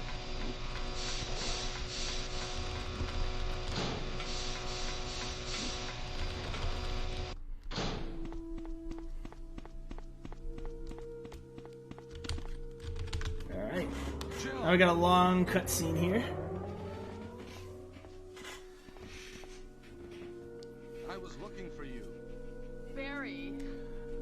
I apologize if we go overestimate. I was not like a lot of the things that have been like messing me up are things I didn't even anticipate. But the rest of this run should go well. So what are I'm not sure what the Chimera is. I do believe it's they have insect DNA in there somewhere though. Wesker.